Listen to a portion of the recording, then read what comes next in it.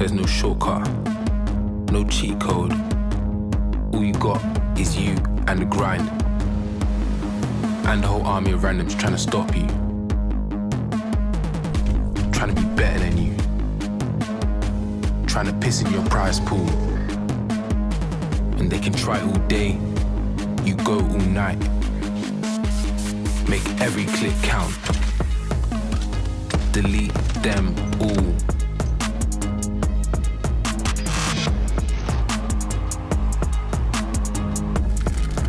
Cause when you dedicate your life to this, it's more than winning. It's everything.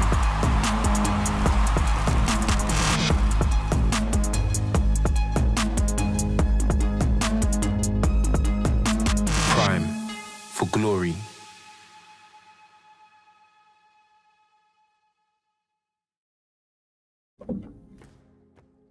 It's week 1 and it is day 1 here for the league's GG Prime League. And which league to better off start with than the Swedish Prime League? My name is Time to Light. I am joined by the one and only Hypheria, and we're starting off with the Swedes. We are starting off with a bang.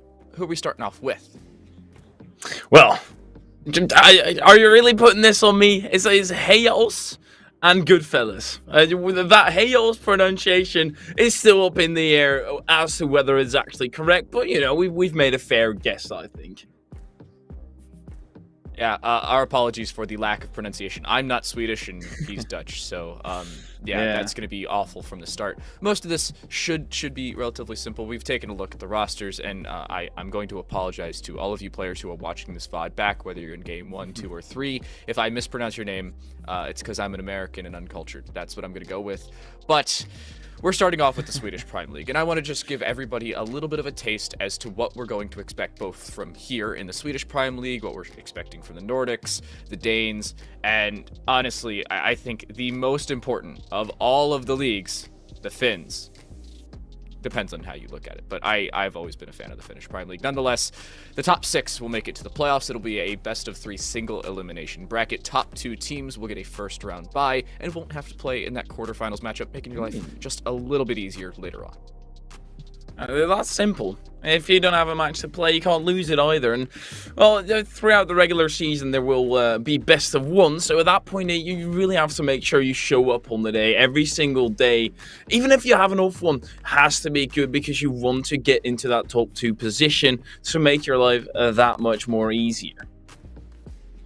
Yeah, and we were talking about showing up every single day. If you're wondering how the days work here at Leagues GG, we start off Mondays every Monday with Swedish Prime League. Keep an eye on the Twitter and keep an eye on this Twitch to see what times we'll start, because it could start anywhere from 10 a.m. Eastern or 4 p.m. Central European, all the way to noon Eastern or 6 p.m. Central European, depending on whether you're from America or over there across the pond. Now, following that, we go to the Nordics. Or the Norway Prime League. Following that, it'll be Back With Me, and You'll Be Stuck With Me, and Orbital, another Daniel, by the way, Hyperia, on the Danish Prime League on Wednesdays, and then the Finnish Prime League to round out the week on Thursdays. We have a stacked lineup for you this season. Fun fact, my name is actually just plain AA. No, it's not a shortage for Daniel. Yeah, I'm sorry, I'm boring. My parents were silly little Dutchies and thought naming me AA Dan was a good idea, I guess. Hey, I mean, you can call yourself Double A Dan, so I think you come out with the victory in that one. Nonetheless, the two teams we will start off with, it's Chaos and Goodfellas. Now, one team is significantly easier to pronounce than the other, but we don't know really how these teams are going to fare up against each other. I really only saw Lemon Dogs last season. I was mostly covering the Danish Prime League rather than the Swedes. But I'm really looking at both of these squads to open it up with a bang. It's a round robin, so every single game counts. You're looking at tiebreakers. You are looking at those minute tiebreakers between squads, round differential, sometimes just series wins if you have played against one another. And that is a challenging thought when you head into just a 6-team playoff of our 8 squads coming into it. And it's that first week as well. You have a little bit of jitters. You are a bit afraid, not too sure what to expect, or maybe there have been changes in your team, in other teams, whatever. Every single thing is going to be in the back of your mind, and everything needs to be perfect because you want to start off good. You don't want to be on stream and lose terribly and be a meme for the rest of the season, even if you do that properly. So make sure you started off right. Get that first map going, and I think we already know what the first map is, right? We do. We are headed to Inferno, and what better way to start off the season than with Inferno? The way that Cloud9 beat FaZe after they were up 15-8 all the way back in Boston 2018. There's a Twitter account that reminds me of that every single day. It's great because it also happened on my birthday. Nonetheless, I feel like both of these squads are looking to come out of the gates swinging. Now, it's going to be down to a knife round to figure out who starts on which side. That will happen off stream, so of course, whoever starts on the CT side will assume won the knife round unless they just decide, oh, we want to be weird and choose the T side. But actually, I'm being told we can show the knife round, so if we could, that would be amazing. Yeah, it's always a lot easier instead of speculating and hoping that we have some info. It's always, it feels very grimy to see 5 dudes somewhere in a dark alley slashing each other so they can choose a side. It seems very familiar to real life. Oh my gosh, that's... All right, I'm just going to move past that, but I want to get predictions. We have very, very little to go off of. We've taken very short looks at these squads. I'm going to start things off. I think Goodfellas are going to win just because their name's easier to pronounce, but Chaos, I have no doubt they're going to put up a good fight. I see us playing no less than probably 20-something rounds. I think we'll get somewhere around 16-12, 16-13 if we're really looking at it, because these teams in this league are always so close. They were last season. I assume they're going to be this season. It's just really down to the squads to show us. It's basically the home of Counter-Strike as well, right? If you ask me where does Counter-Strike originate, I'm going to say Sweden. I don't even care whether that's wrong. It's just what I've got in my mind, and I'm not going to change. But I am a big fan of a Mimi logo, and Hales, they have got a Mimi logo and a half. So I'm going to go for them, even though that might not be the best pick. We'll see. Well, we'll see how it does play out. We are just waiting on the teams to get ready inside of the lobby. Never mind. We're kicking things off with the knife round already, and you weren't kidding. That is a Mimi logo. I didn't even see it on our intro screen. They just used the League's GG normal one. But hey, I'll take it. That's fun. Nonetheless, it looks like Chaos starts things off on this CT side, well, actually in the knife round, and they're not going to stay there for much longer. It is just the 1 versus 1. Logan and Larva just with the right click, the Karambit to close it out, and Goodfellas will take the knife. I'd assume they'd then send themselves to the CT side, but again, it's up to the teams. I think Did they? Yeah, they already moved. Yeah, they instantly chose that CT side. Even though, like, it's more a mental thing, right? As soon as you start on the side that's favorite, you'll be able to create that momentum and bring that into the next half. But apart from that, there's no real big difference. Yeah, we will see. It is the Chaos squad on the T side, so we will get that switched for you on our overlay in just a second. Logan is the notable one. There's actually 2 players named Logan. I'm just realizing this could be a problem. Uh-oh. Wait, oh yeah, that could indeed be a problem. Who are we missing? No way they have 2 dudes named Logan.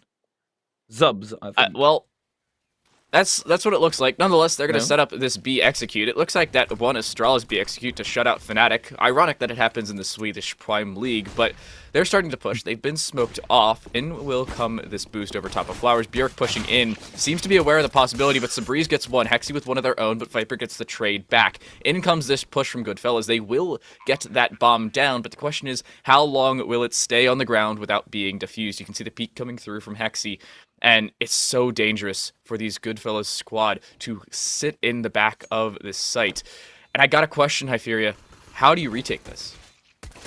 And they're going to try and show that to you right here, right now, and it seems to be working out lovely. They have very minimal casualties. In fact, none if you don't count team kills. That was a bit of an unfortunate one, but worthy sacrifice to defuse that bomb, even though it was a still decent position for Goodfellas afterwards. They had one player on very minimal health, but it was still a 3v4.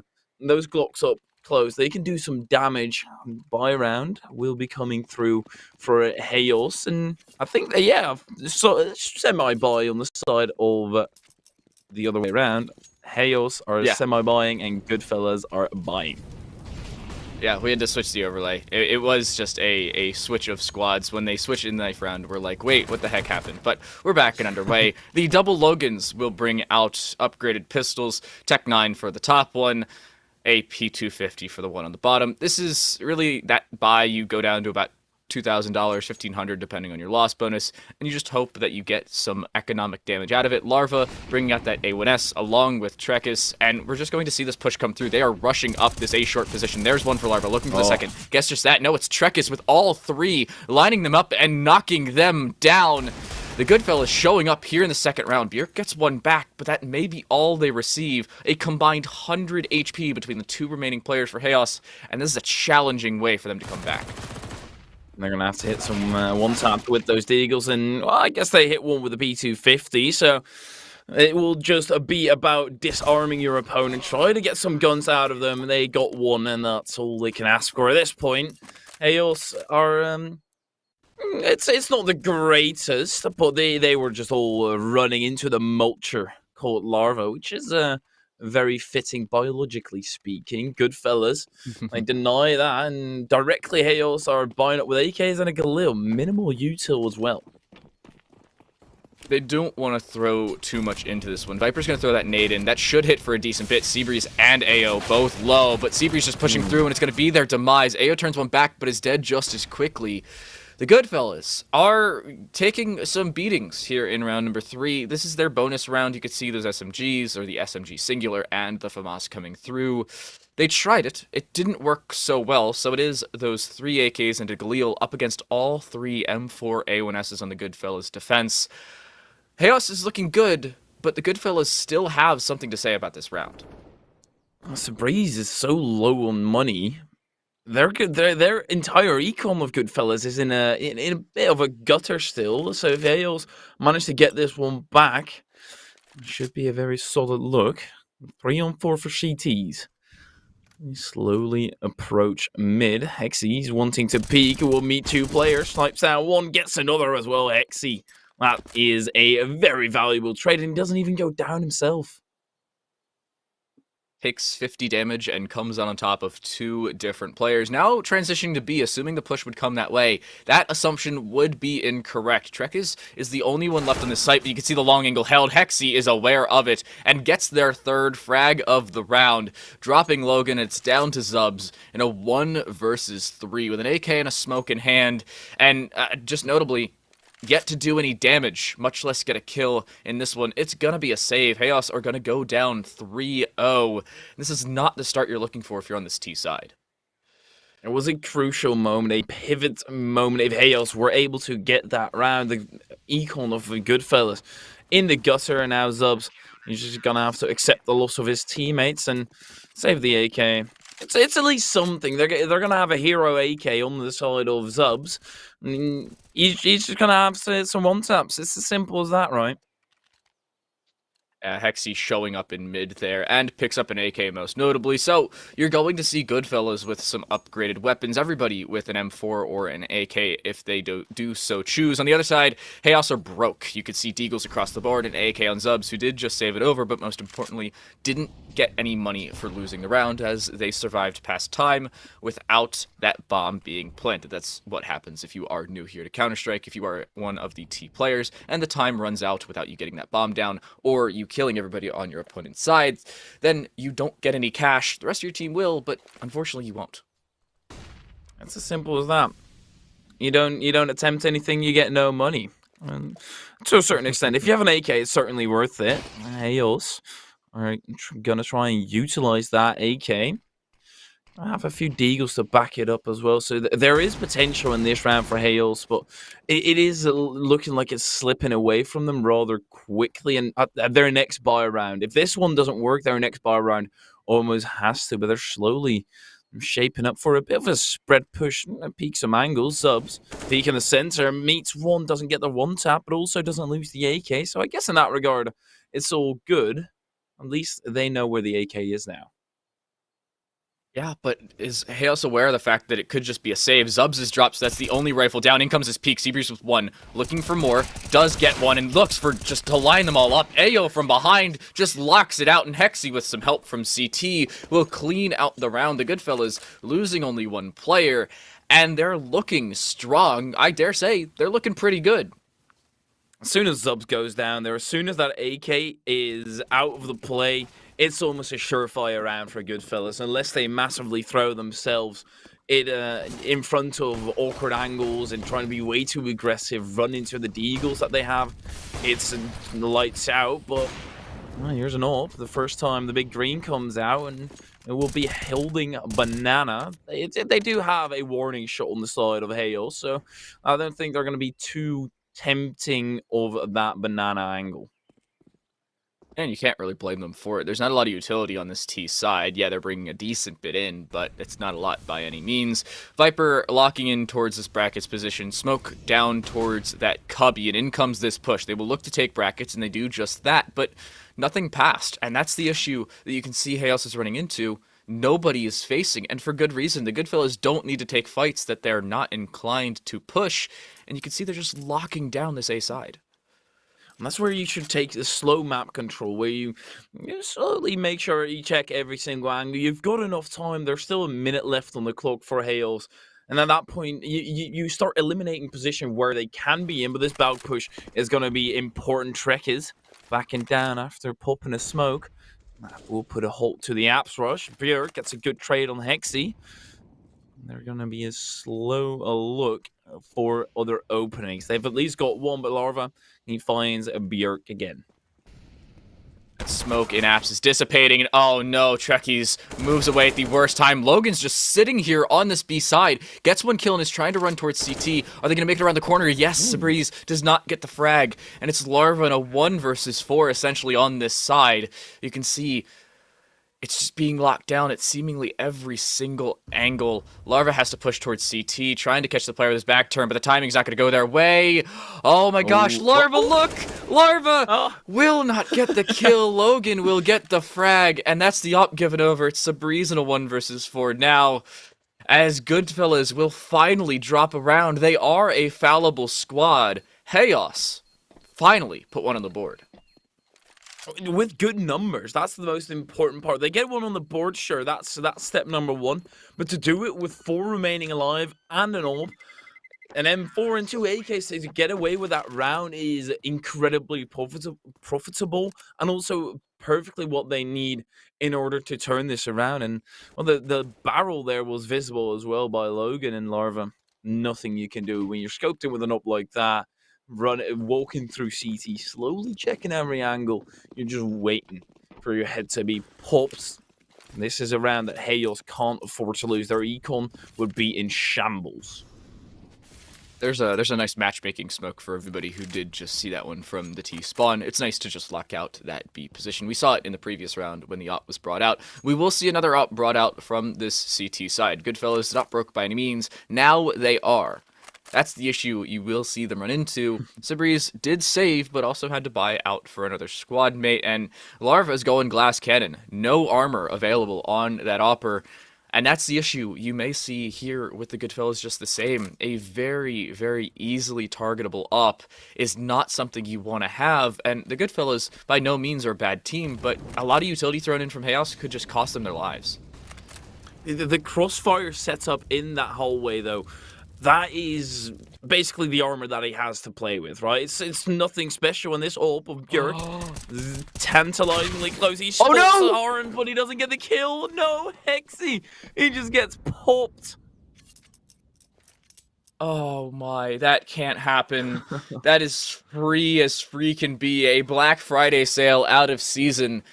And that's the issue you are now running into. Goodfellas down a player. Larva misses a shot. Oh no, wait, no, Björk died. Larva hits it, and that's the opening that you're looking back for. Goodfellas now to the 4 versus 4, but in comes this push onto A. Do they clear anything on the pit position? They don't have to. Trekkers gets one. Down goes the pit player, looking for more, but they won't get it. And that's the A site gone. But it's now into this 2 versus 3, and 2 players will fall. That's the round. Chaos put another on the board, and they do so in glaring fashion. They got lured into a trap, and they bit down with full force, and they paid the price. Here we have a look again at this rather unfortunate moment. Oh, no. Viper was even closer. Logan was low, but now this is going to be a tough position for them to be on, and they are saving on the side of Goodfellas. Yeah, they're bringing nothing. Actually, I lied. Deagle armor on Sabreeze, Chekis, and Hexy bringing P250s, but against AKs and an op, that's not too much to write home about.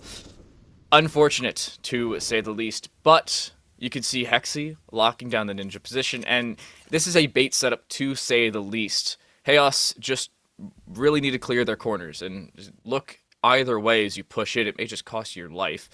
The Goodfellas, they don't want to push, and you can't really blame them for it. But it's a default being run from a Chaos, as I knew I'd mess it up eventually.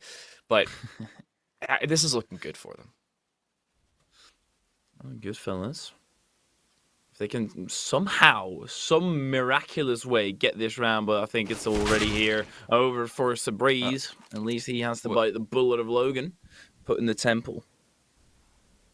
What? Ayo had a flash. Why not throw the... What? Yeah. It's now you and now you now. Yeah. What? Yeah. He's 3 steps ahead of you, mate. 4D chess. I'm No playing clue what checkers way. apparently. Yeah, it slowed down their advance. It's like a mini smoke in that regard, and just very local. And here they go. They're gonna overwhelm. This round should be over rather quickly. The stamp from Hales plastered all over this round. As actually Ayo can manage to catch Zubs and get himself an AK. Surely he's gonna be running away with that. Yeah, the only person that really doesn't need to run away is Larva. If I'm Larva here, I run straight into the fire and into the flames. USP and no armor. Really nothing to lose. Quite literally nothing at all. I'm looking at Chaos to just save everything they've got, though. If they can keep this money up and keep 4 players alive, they're looking good in the economy-wise, and at that point, it would really be the Swiss Prime League if they were controlling the banks. Nice. I like that one. Yeah, they're not even going to run away on the side of Hales. Simple round here as well for Hales. No worries whatsoever. But they did lose a gun, and that does save money on the side of Goodfellas. A decent deal that they've got there. and deals with the devil is something you can not do. And they're going to have to pipe down Hales. Make sure that they are locked into a position. It's Logan number 1. At least the Logan with 7 kills who's got his team on his back. I'm really looking at Chaos to tie things up here. If they don't and Goodfellas start to bring it back, that is a sign that Chaos can't hang. And that's the issue you're going to run into. Look at the buy from Goodfellas. There is a sparse amount of utility. Everybody other than AO has anything but 4. And now in comes a push from AO. Flash. Getting 1, but that's all they'll get. The team flash comes through as Viper's dropped with a nade coming through just the same. It's looking good for the Goodfellas here. 4 players still alive, all of which at full HP, but this push is not going to stop. Chaos are going to push in, or at least one is. In goes Logan, but it'll cost him his life. And that can't happen. You cannot push solo and expect to get anything out of it, especially up against such a cohesive unit as the Goodfellas. That bomb drop there already was all the info that Goodfellas need, that the execute was going to happen on B. Now, decent throwaway of the guns up, so at least they won't get a naked, but they already have guns. It's not that big of a deal. It's a bit of a double down, it seems like to me. Oh, we dropped the bomb there. We're still going to go this way. You have so much time to play with. Why not grab that bomb, secure it, secure banana again, and hold out. See whether Goodfellas start pushing. See whether they allow you a way back into the round instead of just doubling down and pushing straight through, because what you're doing right now is waiting out the round, plenty of time left, and realistically no chance whatsoever to even get a gun because Goodfellas are not really going to push. And there's no reason for them to do so. Time will tick off the clock, and Chaos will lose yet another round to time.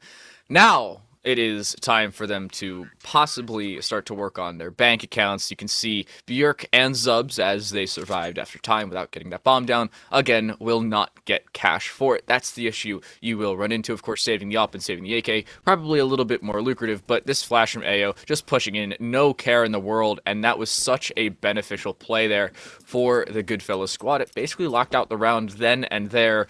Supporting nade over top didn't hurt by any means, but Chaos, they need to pick it up right here, and with very little money in the bank, they're not looking great.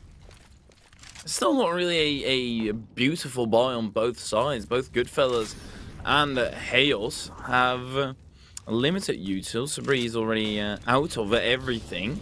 He does get forced, has to run through the flames, does so quickly to mitigate some damage. Still bites a hefty bullet, 45, as they yet again go for that slow-ish B push. Want to secure it first. That corner, it seems pretty clear. We know that it is. I think Logan has a pretty good inkling that it is as well. Chaos gearing up for yet another B play, this time as a squad. AO, you can see, is just hanging out above and looking through, avoiding the flash, playing anti-flash, and does so perfectly. Catches one and then is flashed off, so has to re-aggress. AO with a second on the board, and it's down to just 2. Logan and Björk. Up goes Logan, but Logan will fall. The readjustment from AO is astounding, and it's down to just Björk in a 1 versus 3 with 100 HP, but the runaway is going to come through. Having the bomb on his back, this could be a clutch, but it's going to be a labored one at that. He goes quick, though, so he might actually get the plant down if there's nobody home, and it seems to be the case with that up long range. If you start sitting in pit, or maybe even throw off your opponent, see whether you can switch your position up, and they are going to be pushing in with all 3, so you have to make sure you hit every bullet, get quickly back to cover, and that's going to be the game plan for Björk. He at least got the bomb plan, but this is one down into the belly of the beast. Björk gets Hexy down.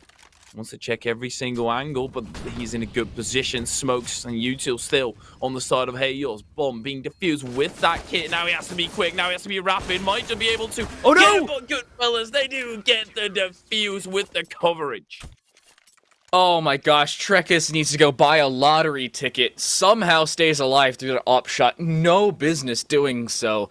And that honestly could have been a collateral. If you weren't moving, if Björk was not pressing A or D, that could have been a collateral. Look at that. Oh my gosh. So very close. The margins for error are slim, but nonetheless there was an error, and the erroneous shot will cost Chaos the round. That's a good shot. Larva with the opening. One of the Logans will fall. The other one's still very much alive. Unfortunately, it's the one with a little bit less of a KD in their favor. In comes this push nonetheless. They are pushing into brackets, and it's costing them some HP. Hexy falling down to 32 health, but will back up just the same. And this Goodfellas defense is locking down A yet again. I think the last round, Björk could pretty much do all that he can. You're in a 1v3, a quick rotation. I do still like that round by Hales. It's an improv on a bad situation. Now, they're slowly attempting to bear yet again. Goodfellas, they're not really willing to give you anything. You really have to fight for it the entire way through. And Hexy is on a wide angle, smoking, or firing through the smoke. No, comes up empty. The Hales are looking for their position. It's a slow setup, and well, actually, Viper just falls to a breeze. That's a free kill. And one that Chaos cannot afford, and Björk can't see a dang thing. The flash over top's going to make their lives even more difficult, and it's going to be a B push this time around, but the rotate's already coming through. There's already 2 players on the site. The Molotovs are not going to be enough to annex this side out of the site, and I don't think they're aware of AO in the back line. There's one, looking for the second, can't get it, and will be shut down. Okay. It's down to the 2 versus 3. The bomb should be able to get planted, and Hytheria, this could be a Chaos round. All of a sudden, they've managed to turn the tides, or at least increase their odds. Logan, with that ult, he's going to have to do the big work. Brings out the big guns, doesn't get the shot on the first one. Repeats, does get one, but does get traded out directly by Larva. That backup up, Zubs in the back of sight, waiting patiently, just has to buy out the time. He actually still going in with an orb. Zubs, does he expect both from the same angle? Can line them up, and he does. Zubs gets them both. All you have to do is hold down mouse 1 and the spray will do it for you. Look at this. AO gets 1. You can't line up the op first. You have to line up the bomb planner because they're not looking at you. Then they can readjust. But Zubs, in the end, cleans out the round. It was a clean sweep to lock it out. And round number 10 will go the way of Chaos, who are by no means out of this half, but they've still got a little while to go. It could still be a 9-6 half in favor of the T side, but the Goodfellas, they're saving. They don't have the money to do this. Next round will be a sparse buy at that. And this is the way Chaos make their way back in. Should be a good round for them, unless they somehow manage to throw it away. AO yet again in a pesky position. Managed to get one with the P250, and well, that's also what he got with an M4. Hexy through the smoke. No way. This is a 3v4. Goodfellas, sure, they're not favored still, but this is an aggressive peaks ups.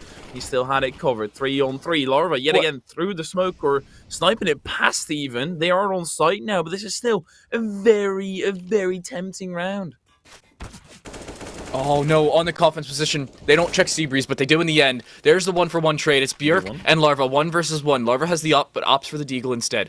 Peeking around the fountain, looking for Björk, who has now repositioned into oranges. This will cost them their life. They look up, Björk gets the kill, down to 7 health. A single Deagle shot, a single sneeze in their general direction is all that would separate them, but Chaos picked the round up by their shins, and that was such a labored one. It was next to a full save from the Goodfellas. Nonetheless, everybody but one player dies, and Björk will save the op, but it's so costly for this T side. If you ask for anything more, you're way too willing to ask for too much. I think Goodfellas, 4 kills there is all they can ask for, and Hales, that's going to be a sad one. Logan on the Mac 10, but there's also an MP9 on the other end in the hand of Seabreeze. Yet again, that app's possession, what they want on Hales. 3 lining up. Are they slowly going to trickle on now, or will it be a splash of water? It seems like a big burst waterfall, and Logan drops right on Hexy. Hexy gets the trade. Trekkers also as up. Seabreeze clears Logan, and now all of a sudden you're in a 5v2 scenario.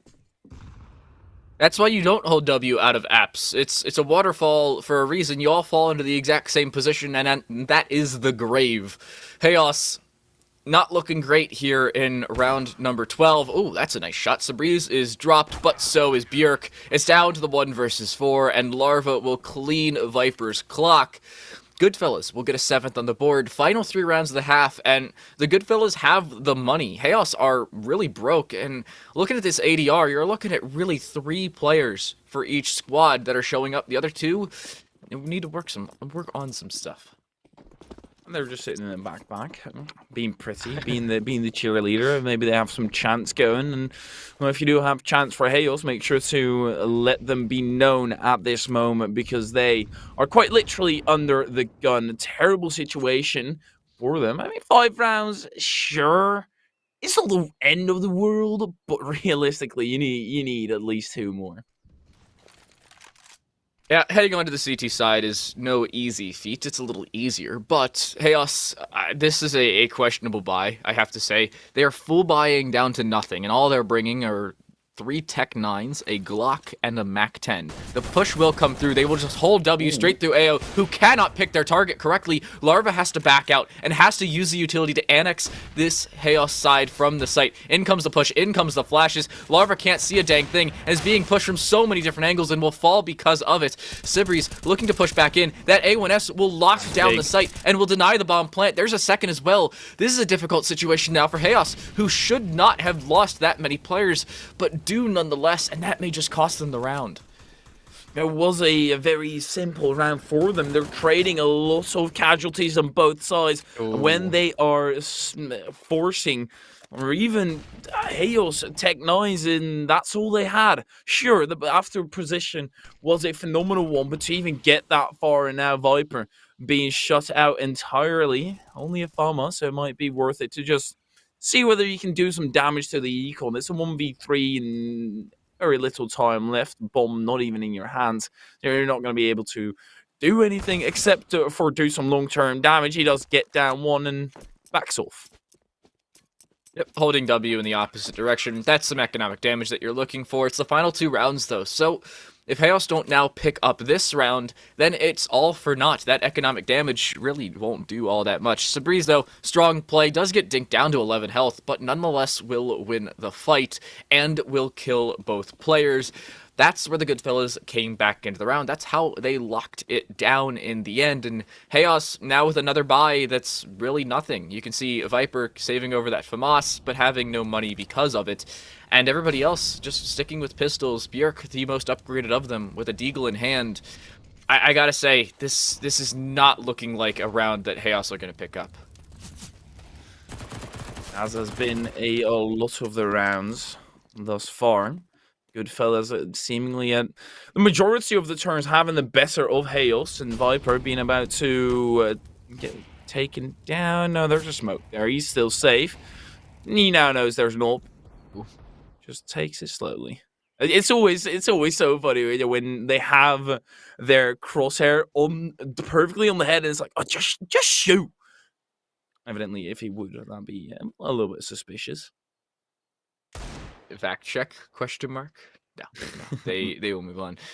I'm liking Goodfellas' chances here. They are locking down each site, and Larva getting aggressive, and will get the kill anyway. The FAMAS is dropped. It will inevitably be picked up and re-aggressed with, but there's not much you can do if you're Chaos. Down to 35 seconds. Time continually ticking off that clock.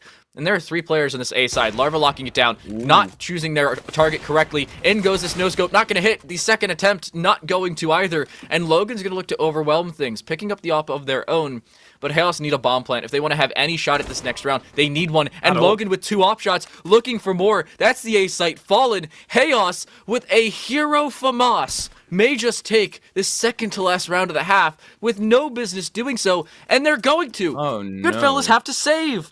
No way!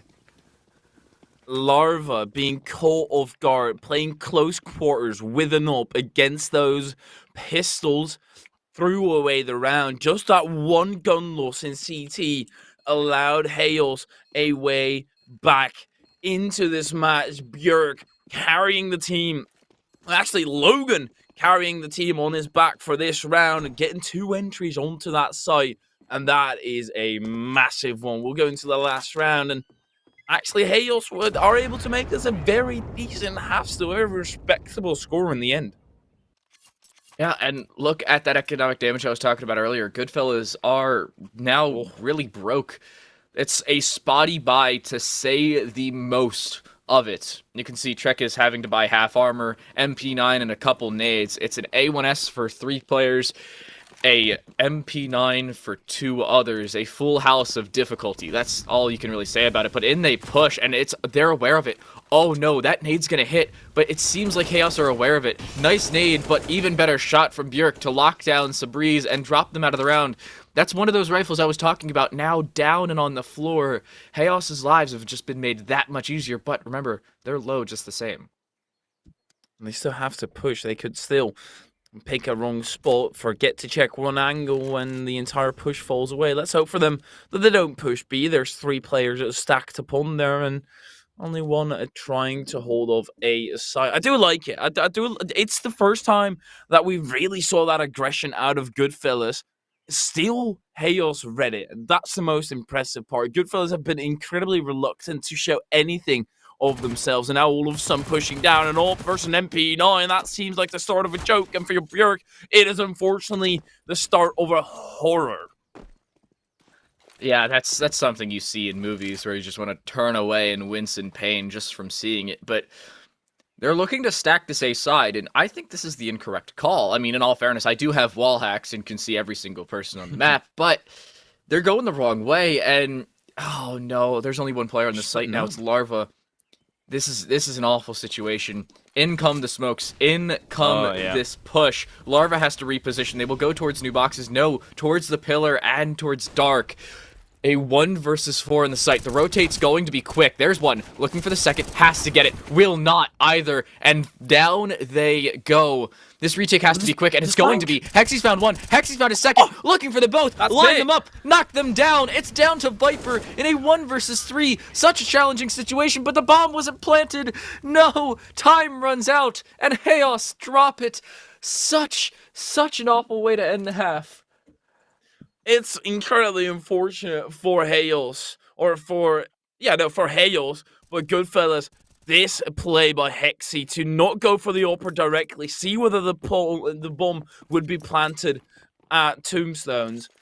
It was a phenomenally smart play by Hexy to close out that half. As we go into the pistol way, getting rid of Viper, and they might just want to do it quickly. Goodfellas pushing on through. They're on the charge, and they know exactly where Björk is residing. They knock on his door until he opens, then they bang him in the face. Larva also knocks on Logan's. The Grim Reaper is visiting everybody. 5 versus 2. Chaos have a very, very difficult way back into this. They have 2 nades and a kit. This is a challenging situation, to say the least, as Chaos need to do something here, and I just don't think it's going to happen. That's the issue we're going to see. Zub's walking away, and, well, they're going to save whatever the heck this is. It's a USP, a kit, a smoke, and a flash, along with, of course, the second USP, but I don't even know if you can call this a save. It's more of a run away and save the KD than anything. That's also important. It's part of your ego. If you look at the scoreboard, at least you don't have an extra death. And on the side of Chaos, they are the players left who don't really have to worry about that, especially Logan having the best KD of his entire team. The rest are all negative. I believe we've deduced why they are not winning this game. They're not winning their gunfights. That's the issue. Mm-hmm. Yeah. Smart. Not something you want to see. And in this best of 1, all of a sudden, Goodfellas find themselves in a very solid position. They're gonna... yes, exactly what I want to see. Chaos, they're just gonna have 1 player B, but with a lot of nades as to fake out Goodfellas and make them think that there are more players, there are more bodies, but it's just empty smokes, and an entire facade is what Chaos have to do to hold on to B side. For all of our friends who play cards, this is the token bluff with the new change that you can drop utility to mates. This is the greatest thing you can see. Logan's going to pick up yet another smoke, but I don't think Goodfellas particularly care. The baited smokes are working relatively well, though. Björk looking through that smoke on the short side. Not going to see too much, at least not just yet, but needs to look for some players. Viper's flash and has to back out. Hexy will get the kill, and that's the opener you're looking for, but the sack is still here. There are Deagles galore, and Björk with one of them will get a kill, and will get a second as well. Larva's felled, and that's Hexy down as well. What is happening? It's the bait working perfectly, falling straight into the trap, and now the rotate may just come through. It wasn't even the stack, it was just Björk being massive, and Björk already slowly rotating out from that arch position, knew exactly that at least they weren't pushing through there, and, well, the reinforcements have arrived already. Sure, the only player that was on B fell. Here they go on the boost up, Björk gets taken down, and Sabreeze takes out his own teammate. 2v2 situation still. This plan needs to be rapid and get out over the danger zone. Zubs receiving a lot of bullets there. This Deagle can be big. It will be big on AO. 63 lives left to play with, and one Deagle tap can make it into all of that, but he goes for a retreat to try and find a gun. Sabreeze read it, and that is Goodfellas with another round tallied on.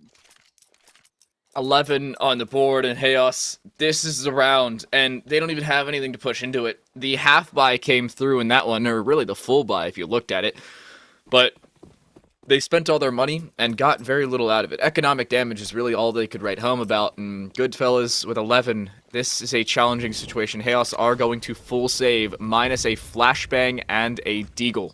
That's all they bring into this round, and that's all I think they'll get out of it. The Deagle, not going to get much, and Logan is naded down to 7 health, and then shot through the wall down to 0, sent to the grave from the car position. And that's an interesting situation. Why get so aggressive with very little weaponry? Because, well, it's going to cost you your life. We can see it happen over and over. The other Logan will fall just the same, and I think it's safe to say this round's over. Oh, there you go. Yeah, very, very great timing there, lad. At least we've got that going for it. But Goodfellas, they are in a perfect position. This round for Hales needs to be almost immaculate. They can't really drop any players. They want to have the strongest bot that they can. At least on the other side, they're sticking with the 2 Galils. They only have 1 AK instead of Goodfellas. This is a bonus round for them. Ironically, the bonus round comes in the 4th of the half instead of the 3rd, but nonetheless, I guess that's how things work nowadays. Question marks in the CSGO community, and goes this push, and Logan will trade for 2 each. This is an interesting spot, as Logan will get another. The Logans have combined for 3 kills and 2 assists between them. One of them will finally fall, but it's Ayo in a 1 versus 4. The other Logan still to find, and they're pushing through the smoke. They'll actually find the second Logan. They've taken out the duo of L's, and well, they've taken the L's, but AO getting pushed from behind. Nade's going to do so much damage, down to 4 HP as AO, and the push is going to be so difficult. Viper's on 22, but a shot will kill either of them, and the shot will come from Viper. AO will fall, and Chaos will finally put a round on the board. A quick one, aggressive into that banana. I like how Logan went in, dropped his gun immediately, obviously to think, hey, I'm going to get an AK here. Got a Galil, downgraded his gun, still got the kill though, since it was a complete drop. And here come Hales, whether they can actually stop a full-powered Goodfellas, because sure, it was a nice round, and it didn't really matter what guns Goodfellas had. Unfortunately for Hales, they did not invest in any real guns, and there was all some Galils and some Mac 10, sure, 1 AK, but apart from that, Hales still did not really do that much damage, at least not notably yet, as they're going 4 AKs and a big green. The op will come through for the first time this half, just the same. Hexy? Mm-hmm. Hexy is just sitting... what? He has no idea. Neither of them can see the other one. There's no way Hexy has just disconnected. He has. Oh my goodness, that's a blunder and a half. The flash over top, but somehow Sabreeze wins the fight. Zubs, even with the flash, has Björk dropped right in front of him. And wow. I'm going to say that's a wow on 2 different scenarios, is now Hexy's just left the game. That's an interesting situation. The Goodfellas coming into this one with a full buy, and a player just DCs in the middle of it. That's a problem. That's rough as well. Still a 4-on-4, but out of any position to DC, you do it while your chin is right in your opponent's face, and all they have to do is give it one tiny tap, and you're down for the count, instead of all the way in your corner. But they are still going to brush that off, push onto A site, one in apps, and they do molly out Pit. Quick smoke to counter that from Zubs. They're still pressing, slowly creeping their way up to site, but they're going to have to be quickly. 12 seconds are left. They're getting dropped, but the AO should still be able to at least get a bomb plant. Larva has to do a massive work. His teammate is incredibly low. Aeon doesn't spot Logan, and then also Larva shall fall. Logan doing all the work. Yeah, the Logan that was alive, not the one that was dead, obviously. But Chaos will put an 8th on the board. And I gotta say, this Logan thing is confusing the crap out of me. But I suppose we move on. 4 rounds, the deficit between them, and Zubs in that position, and just the push coming through. That was a perfect flash, by the way, just from the pit position. Such a challenging situation to really get anything out of that round in the 2 versus 3, especially with one player so very close to the site, just feeding information to the rotating ones in such a strong close and opening to the round for Chaos, who are looking good on the CT side, but need to continue to do so. This flash coming over, Sabri's pushing through, but is flashed by their own teammates. That's gonna kill your momentum right where it stands. Chaos, they're accepting that wholeheartedly. Open it, welcome it with open arms. As it probably means another round for them on the board, unless Goodfellas can be a magician and pull this hat out, or pull this around out of a top hat. And I think it's time for them to start thinking about that next round already. They're still going to be attempting, of course. It's only a few Tech 9s that you would lose. So might as well see whether you can have a minimal chance. They're going to run into the MP9. If the MP9 does work, gets down 2, and that's a lot of money. At that point, best case situation is Goodfellas take away the op and throw it away as far out of reach as possible. It's not what happened. Viper lines up 1, and then the second walks straight into the headshot angle, lining them up again on this defensive side. And here comes our buy round. This is probably the most important round up to our current point. Round 22 either decides whether Chaos get double digits or whether they're really shut out of this half entirely. I think with that sparse utility that they're throwing into B, I'm questioning what they're trying to do. Jump peeking for information. Sabriz has to smoke that off. That would spread to their feet. It doesn't in the end because it is smoked off, but away goes this Goodfellas squad from the B site, at least for the time being. Actually, Chaos does the exact same thing. They're rotating over to A. It's a slow mid-push. Checking a few angles.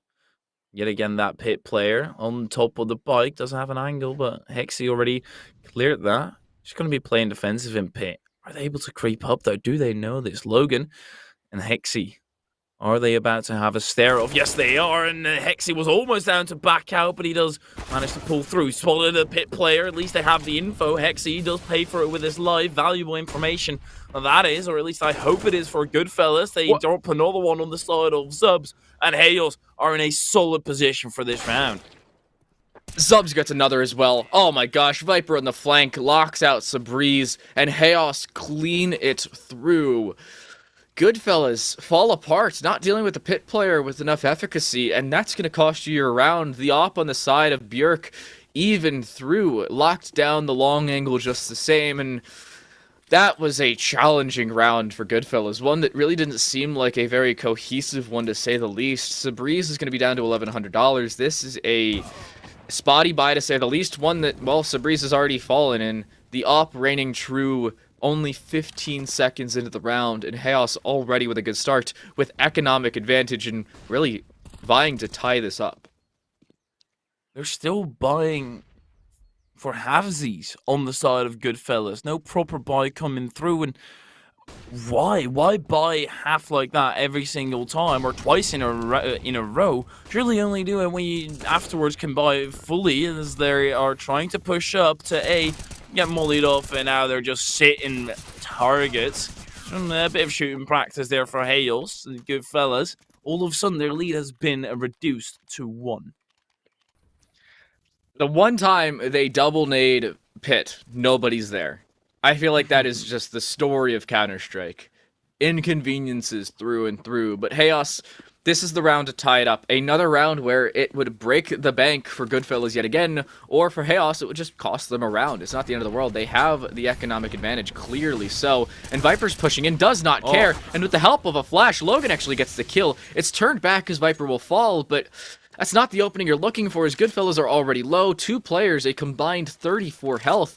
The rest, of course, 200 between them, but this is not a good start to a round. Björk can't see a thing. He has to back out and will fall because of it.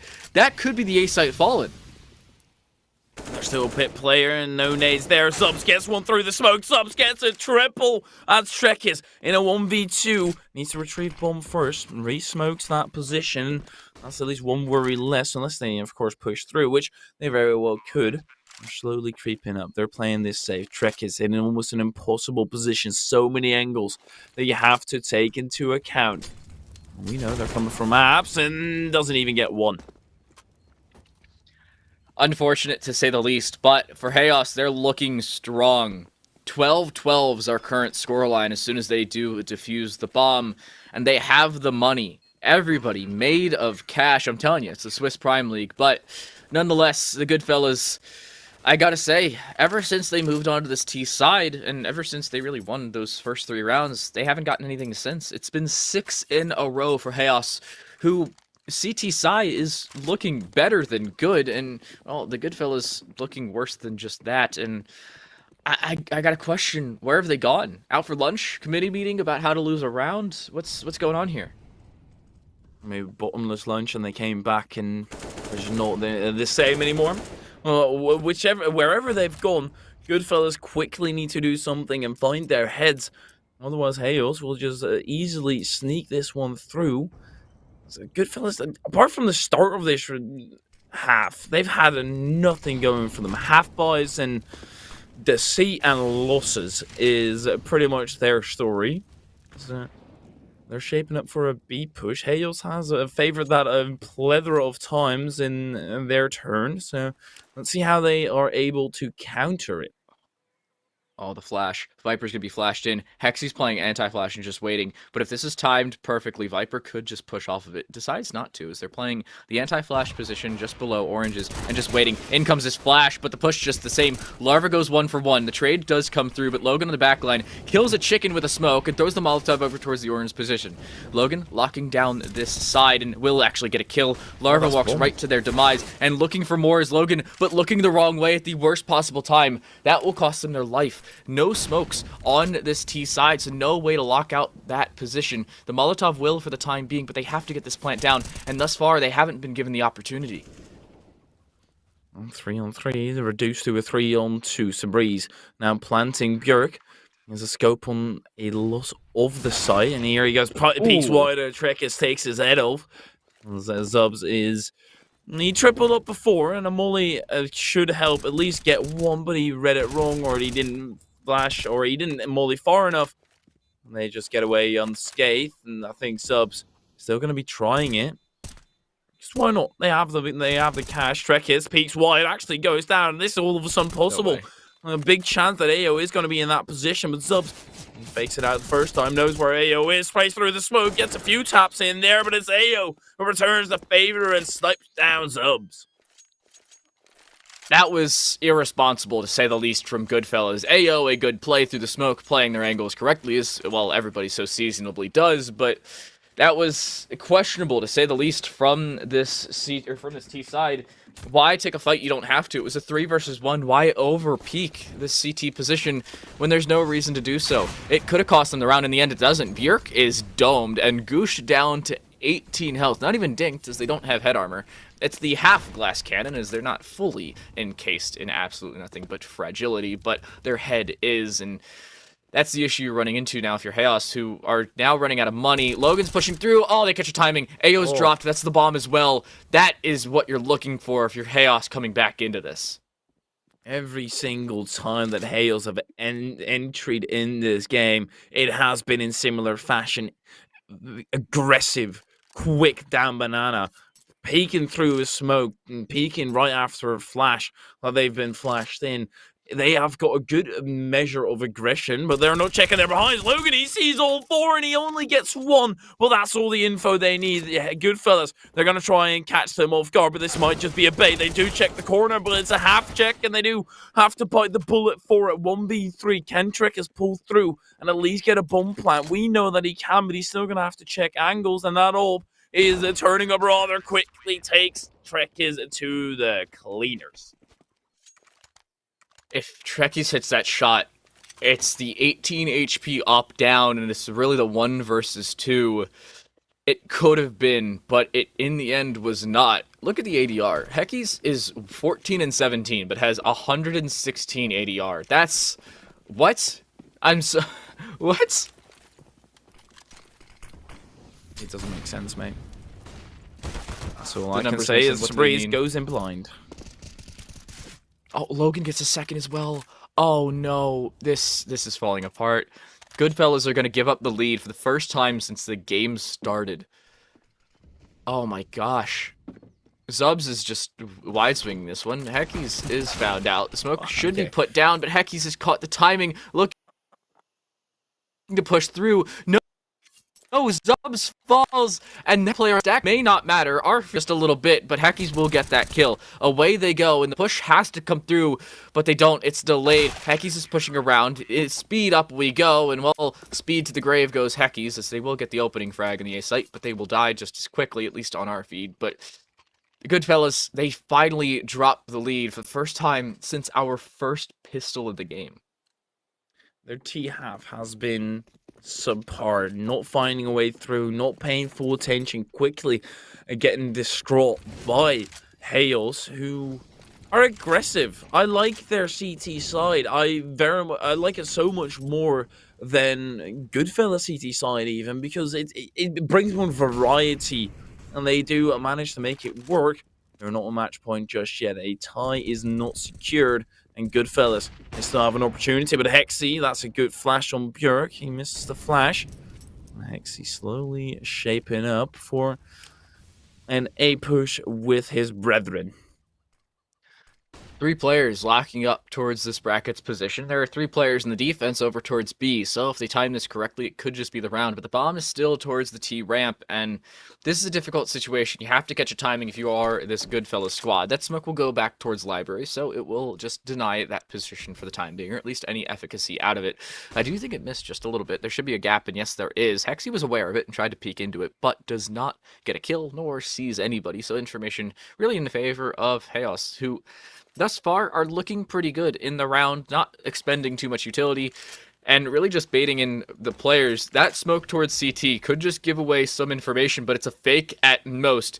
4 players on A. This push is going to come through, and without any audio cues, I think they're aware of this on the Chaos side. There goes a nade. That won't hit for as much as it could have. It hits the bike, and that's going to save Viper at least 50 health. They'll even get a kill. Zubs gets 1 and will fall away, gets a second as well. Sabreeze in a 1 versus 5. I think this may just be the game, much less the round.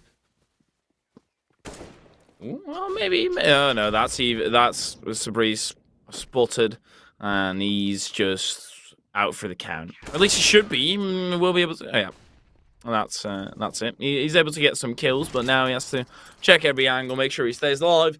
Does do so. Goodfellas, they have to get 2 in a row to tie this up and bring it to an overtime. But I think it's incredibly fair to say that Hales are dominating. They're looking so strong in this one. Coming back at the perfect time on the CT side. That shot not hitting. That's an opening you're looking for if you are the Goodfellas. Maybe a little bit of a spell of good faith. The second shot does what? Björk? Yeah. Are you kidding me? Hitting Larva as they jump across through the first wall. That's an absurd shot to say the very least. A smoke over towards Banana. Molotov to follow.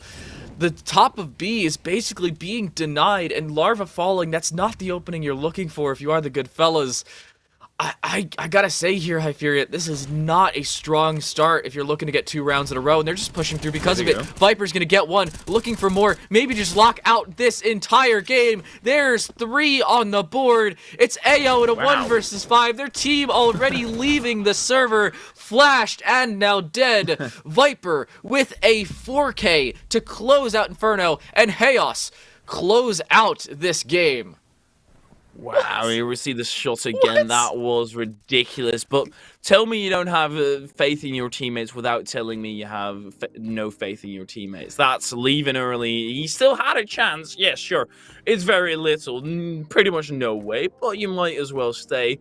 I think that shines through that they're certainly not happy with that loss. Their T side, they're going to need to watch that back and see what they can do better, because they could just not break through. Yeah, coming from a Gold Nova, just hit your shots. That's really all it comes down to. But it cost them. It was a little bit of a tactical misplay. Those fakes, they were great fakes, but they didn't act on them in time. Yeah, you throw that smoke, you throw a couple flashes over, and then the A push goes as the rotate's coming over. Or if you're just looking to push onto a site, you need to make sure you clear the top of balcony, under pit, mini pit, everything in between. Yeah, it takes time, but you have to do your due diligence. In this level of Counter-Strike, you have to cross your T's, dot your I's, and honestly, I feel like Chaos were just writing in cursive, and in the same way, Goodfellas were printing without their due diligence just the same. Yeah, it was a very week one-ish match where they haven't figured it out properly just yet. We really should be already. It's not one of those cases where, oh yeah, no, it's still all fine.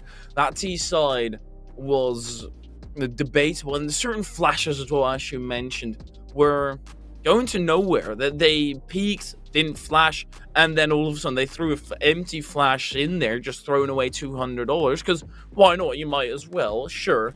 Well, I do think they need some work to come back stronger in the rest of the season.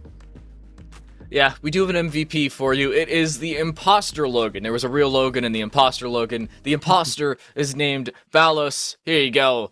With 28 kills, 5 assists, and 16 deaths. That is a strong showing, to say the least. The ADR just at about 100, and well, 28 kills through 29 rounds. That was a showing and a half.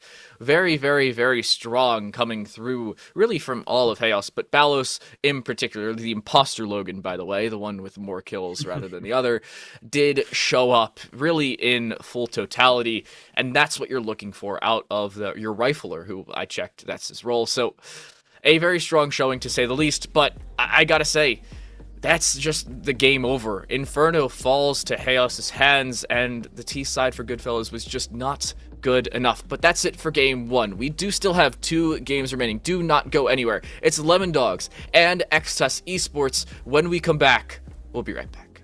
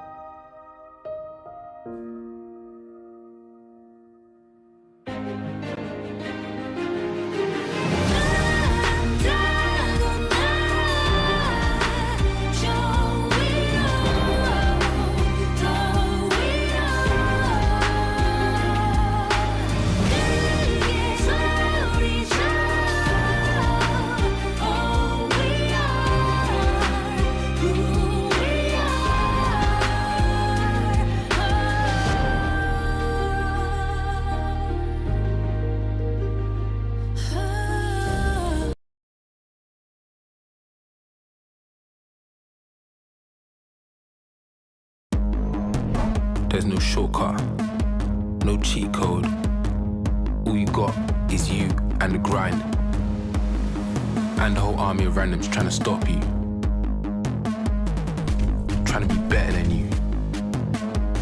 Trying to piss in your prize pool. And they can try all day, you go all night. Make every click count. Delete them all.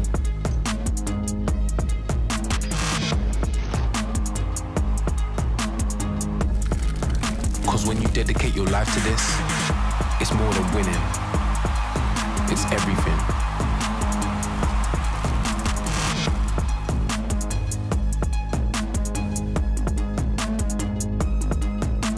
Prime for glory.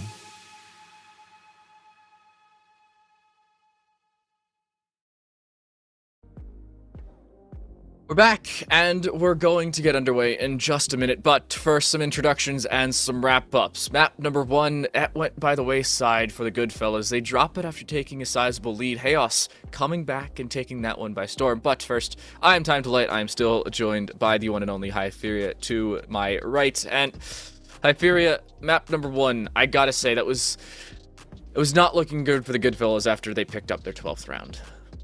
Yeah, they were looking solid. It looked as if Goodfellas just got to storm them through, and Hales couldn't really do anything. But their CT side, they've put in the work to make sure that nobody slips through the cracks and have some intermittent aggression to make your opponent guess at all times. And, well, they managed to pull it off. Yeah, I want to move on though, and as unfortunate as it may be for the good fellas, we move on to game number 2. We are headed to Mirage. It's Lemon Dogs going up against Xtus Esports. Lemon Dogs had a very, very good showing in our last season. They really popped off in the Swedish Prime League. I got to cast them a couple times. It was a great treat because they showed up seemingly every single portion of the game. Now, Mirage, I want to get your opinion on this. Everybody either loves it or hates it. There's very little in between. What's your opinion on the map? And I love the map. Hey, every single time that I play, I'm picking Mirage directly, putting that in the map pool, but also because it's a relatively old map, so I know it. Yeah, you're looking at some consistency between these teams. Defaults are going to be run most of the time. Everybody knows their A smokes. I even know my A smokes, so that's what it comes down to. I want to get predictions though. I was talking about how well we've seen this Lemon Dog squad play. Do you think they're going to come through and continue with that, or do you think we're going to see a little bit of a surprise from Xtus? The part that convinced me entirely, I was leaning towards Lemon Dog, but the part that convinced me is that they were able to show up in every single stage of the game, and I think that is exactly what you need in a best of one like this. You can't have a bad CT side and a good T side and hope that you mitigate the damage of the counterpart of it. So I'm going Lemon Dogs. Well, I'd be inclined to agree with you. The players are just loading into the lobby, so we have a minute on that. We're going to Mirage. It's been favorably T-sided lately with the new meta of everybody being able to drop smokes and flashes to their mates. I think we're going to see a little bit more out of the favorability of that T-side, just the same as we would see with any 4-box map like Dust 2. But I'm really looking at the Lemon Dogs, assuming they are on the CT side for any more than 3 rounds. They need to show up there. That's really where you can show up pivotally. And if you can really pop off in that situation, then you're looking good either heading onto your T side or after rounding out your T side. Yeah, it's all about those angles. Can you, for example, can you hide behind that bench long enough and peek out and actually get the shot off? You need to hit your shots if you're on CT. As T, I feel like rushing a site, you have a bit more leeway to back off. Instead of CT, you have to stand your ground and just pray that you hit your shots at that point. And I do think it's a very interesting scenario now that you can actually drop flashes, drop nades to your teammates, because it just brings more variety. There can be one person throwing all these smokes all day and the rest charging through mid. There's a lot more you have to take into account. Yeah, unlike some of the other maps, Mirage is easier said than done in order of retakes. You're not looking good, assuming you've used some utility earlier. You need a lot of utility to come back into a site. You either need to fall off the site very, very quickly and retake as a squad with basically all of your utility, or you need to lock down the site from the get-go. You cannot give away any of that ground you've so difficultly earned, and by difficultly, I mean you've walked over to that site a little quicker. But I'm looking at this T side.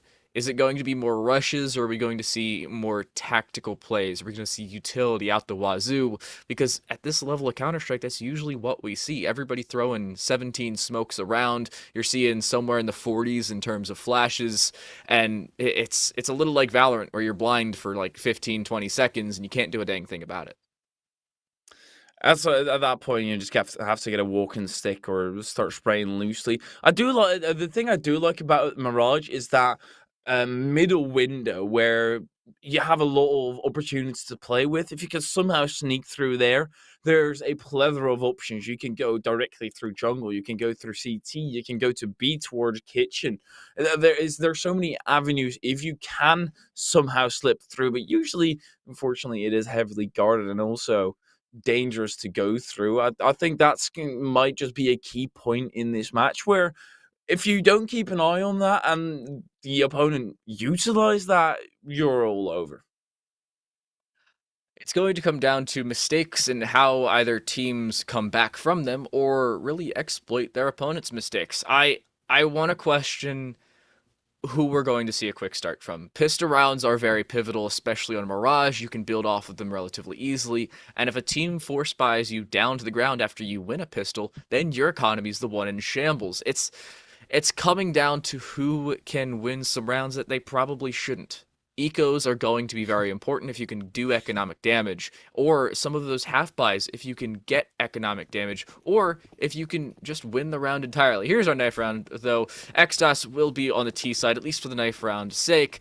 Adam with a nice little M9 there. Just everybody's right-clicking away, and it seems like this Xtox side as well, just as even. Hemsk, though, to lock it out, has the full HP and has a little bit of an advantage. Lemon Dogs will win that knife round and will decide to stick with the CT side. At least I'd have to assume so. I want to get that side out of the way, see what you can do on the blue half, and switch over. We saw it last map even, where in the end it doesn't really matter what side you start on. If you are not able to show up on the other end, you're still having a tough time. But here we go then, round number 1. A pistol round is in effect. That we already have Hemsk falling, biting dust. Oskies with that P250, relentless from the top of mid, and that's so dangerous. And now we're seeing an A split, kind of. You can see it's Smurfsy pushing through the underpass, locking down what's behind them, and then they're just going to push through and take that bottom mid control. But the information just the same is there for King Cobra, who's pushing around towards that mid position. This push will come on to A, and you can see the long angle being held from Adam, who's now dead and will fall to yet another P250. Oskies popping off here in the pistol, and may just give Extas that ground they need. They've got an easy plan, all angles covered, safety, as they are trying to funnel themselves through CT. Yeah, and actually a back creep coming through, and this needs to be a one battle by King Cobra, but he's struggling.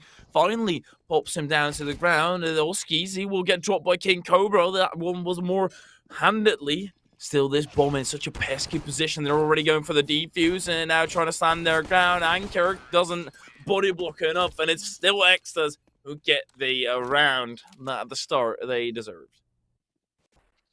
That is a round that they should have won, and that they did handedly. Extas are looking good. For everybody wondering why the heck Claudie is named Anchor, it's because they are chat banned. So don't get chat banned if you want to play competitive and have your name recognized. So apologies for that. But nonetheless, it's a round that goes the way of Extas, and I gotta say, this is the round, a force buy coming through from Lemon Dogs, who, I gotta say, I'm questioning this force. 3 scouts and 2 deagles? I don't know. Bottom 2. I saw the bottom 2 scouts, and I already was like, okay, that seems a bit much. And then I saw the third one, and Oskies proving our point that scouts can be very vulnerable. Yeah, already dead, and that's not the opening you're looking for. Lemon Dog's already down a man, and most importantly, King Cobra was the one that had armor in that one. Hemsk is not. That's I don't think that's where that was supposed to go. Unless no, there's no way. That's not even a one-way. That's not where that was supposed to go, to say the least. Time to work on your lineups, I suppose. But Extus, they have 2 MAC-10s and 3 AKs. If they can keep players alive here, this is such a good situation for them. Well, if you get to be pushing a site, taking a slow approach. Extras are making sure they clear every angle, and I guess the good thing is you only expect 1 scout. It has a certain surprise factor, but apart from that, well, Zealous just does it with a 5-7, and they're onto A side of the rotation, coming through to be that one player that went in there, that one player that got taken down, baited everybody back. Adam B engaging in a battle with Balcony. Not gonna come out on top, but also doesn't lose just yet. The bomb's still not planted. This is quickly getting dealt with on the side of Extas. It's only Anchor left. Yeah, 1 versus 4, and 3 of the AKs are still up. You need to push with one of those MAC-10s, but in the end, it will not matter. Exila will shut out the round, and that's the round you're looking for if you're Extas. You keep 4 players alive. All 3 AKs stay in your hands. Edge, the only one that has to buy here, and I don't even know if you can call this a bonus round. Again, we're going to see a 4th round bonus because it's a 2nd round force from the team that lost the pistol. A questionable decision, to say the least, for Lemon Dogs when they get absolutely nothing out of it. No economic damage, no round win in the slightest, and it looks like a B rush coming through. That nade's going to go towards Get Right. That will hit for just a little bit. Hemsk is now dead, collapsed on, and now sent to the grave. There's one from the side as King Cobra gets yet another kill on the board. But I gotta say, Xdos are just pushing through, and it's actually a fake. They're going underpass towards A. It's red, but is it red quick enough? The answer, not in the slightest. This round is over. It doesn't even matter how many kills Edge gets. Anchor will get 1 kill, but it's down to yet another 1 versus 3, and it's again 3 AKs on the other side. That's Anchor. If Anchor can even get a Mac 10 here and hunt something down, so they're going to full buy anyway, but he just doesn't want to do it with the Deagle. It seems like at least he's slowly backing off now. He just wants some exit frags, and since they're all AKs, every single one would be valuable. I don't see X's pushing here. That would be a silly decision, and that sound cue might have reached Anchor. He still goes through and gets his top taken off. Anchor will fall in the end, and unsurprisingly, just the same. At most, you save over a Mac 10, but the Lemon Dogs, here is the bonus round, I suppose, but even then, all of your SMGs had fallen prior, so Xdos, really, this is a full buy, and it's a beneficial one at that, where if they lose this, they will have some economic damage done to them, but they'll still have a buy in the next round nonetheless. If they pick this up, though, Lemon Dogs are worse for wear, to say the least. Utility is afoot for both squads, but Adam has an average of 4 ADR, so that means 12 damage total through 3 rounds. And that's impressive, honestly. Oh, Adam B, he can rack that up quickly if he spots either of those 3 players that are residing there, but it's first that his feet would be spotted. Backs down and wants to buy a little bit more time for his team. Now X's, they might just pull the trigger on this execute. Anchor and Adam B both in the same corner. One playing anti-flash. Adam B still up close, gets down 2. And they're going to be flooding on 2 remaining. King Cobra gets rid of Uskies, and that nade right on top of Ems. All of a sudden, Lemon Dogs are feeling it slip out of their control. King Cobra, 1 versus 2. Everybody's relatively low. Molotov towards Firebox, as it's so eloquently named, and Pulver will send King Cobra to the grave. Unfortunately, not able to bite anything but the dust. And Xdos looking good as they take their 4th round in a row, breaking the money of Lemon Dogs yet again. And just look at this play. Edge pushing through, gets 1. Adam with 2 the other way, and there's the trade just the same, but the nade over top. That's really what turned the round. The 3 versus 3 to the 3 versus 2, and that's really, I think, what solidified it. Yet again, back to terrible econ and a eco round. A few deagles sprinkled in, a few utils, sure. You have a little bit of wiggle room as King Cobra. He takes the head of 1, then he does lose his own head, unfortunately. Yeah, Edge is getting some good ground here in Connector. Look to your left, and you may just find a player. Oh, Hemsk makes it out, and that's going to be so beneficial for Lemon Dogs here. There's information and some health down. Hemsk down to 9 HP. Look in their general direction, sneeze towards them, and they will fall. But Adam towards Ticket, just trying to lock down mid, and nobody's there. Xdos having a committee meeting around T-Spawn, deciding what the heck they want to do. I think they're gearing for an A split as the bomb is picked up, and well, that's exactly what they're looking for. Pulver locking down the mid position, and everybody looking towards A main. There's only 1 deagle there, the rest are currently located around B.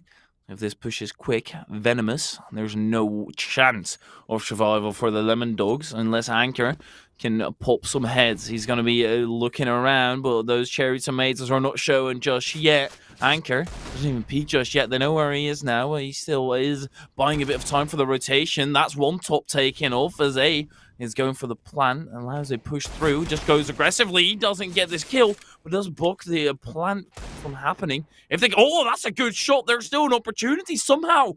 This has been relinquished to a 2v2. The bomb planter spotted, and that's the round over. Lemon Dogs have stolen away this round in broad daylight.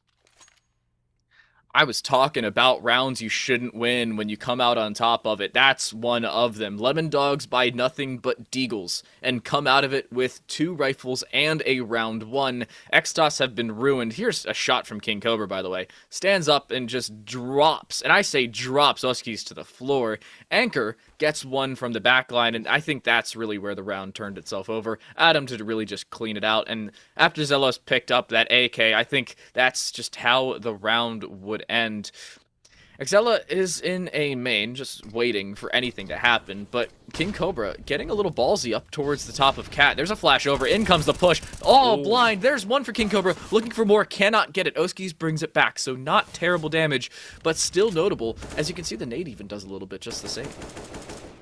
And that nade over the top, right in the gaping mouth of a Pulver, and he does eat it. It's good info in the center there. Sure, it's mid. You can go anywhere still, but at least we're able to get one down. Extus, that round loss still resonating in their brain as they look for another setup. Slowly, Xelos finds A, and the Oski should be taken down quickly as well, and he does get dealt with. Yeah, Anchor getting a free kill there. Not checking your corners. I was talking about it earlier, and that's going to cost you. Adam is going to be checked. Oh, nice flash. And oh, no! Zella couldn't see a thing, but gets the kill nonetheless. Both players are low, though, and not choosing the correct target either time. That may just cost you. Opshot hits, and oh my gosh. Somebody check Hemp's computer. It's a 1 versus 2. Pulver so close to death. It's a pistol kill away, and, well, we can see the pistol brought out, looking for more. Neither player really seeing anybody. Pulver peeking around, looking for somebody. Gets the first. No. Still low, looking for the second, but cannot get it. Even with a Glock out, even with a headshot, Zelos had that in the bag. And Extos pick up, well, nothing other than some kills. Lemon Dogs bring it within 2. Still scary. They're getting awfully close every single time to getting away around where they should have no business in whatsoever. This shot through the smoke is... that brought the favor back to Lemon Dogs. Otherwise, they very well could have lost that round, and it even got close thus far. The deficit reduced by 2. Lemon Dogs on the full buy up against a shorty buy of Extus. All right, that Molotov I don't like. It's a mistimed Molotov. You throw that 4 seconds later, and then you get full efficacy out of it. But Molotovs only sit down for 7 seconds, and so somebody can't even be there for, I think, the first 12 seconds of the round, so why throw it so early?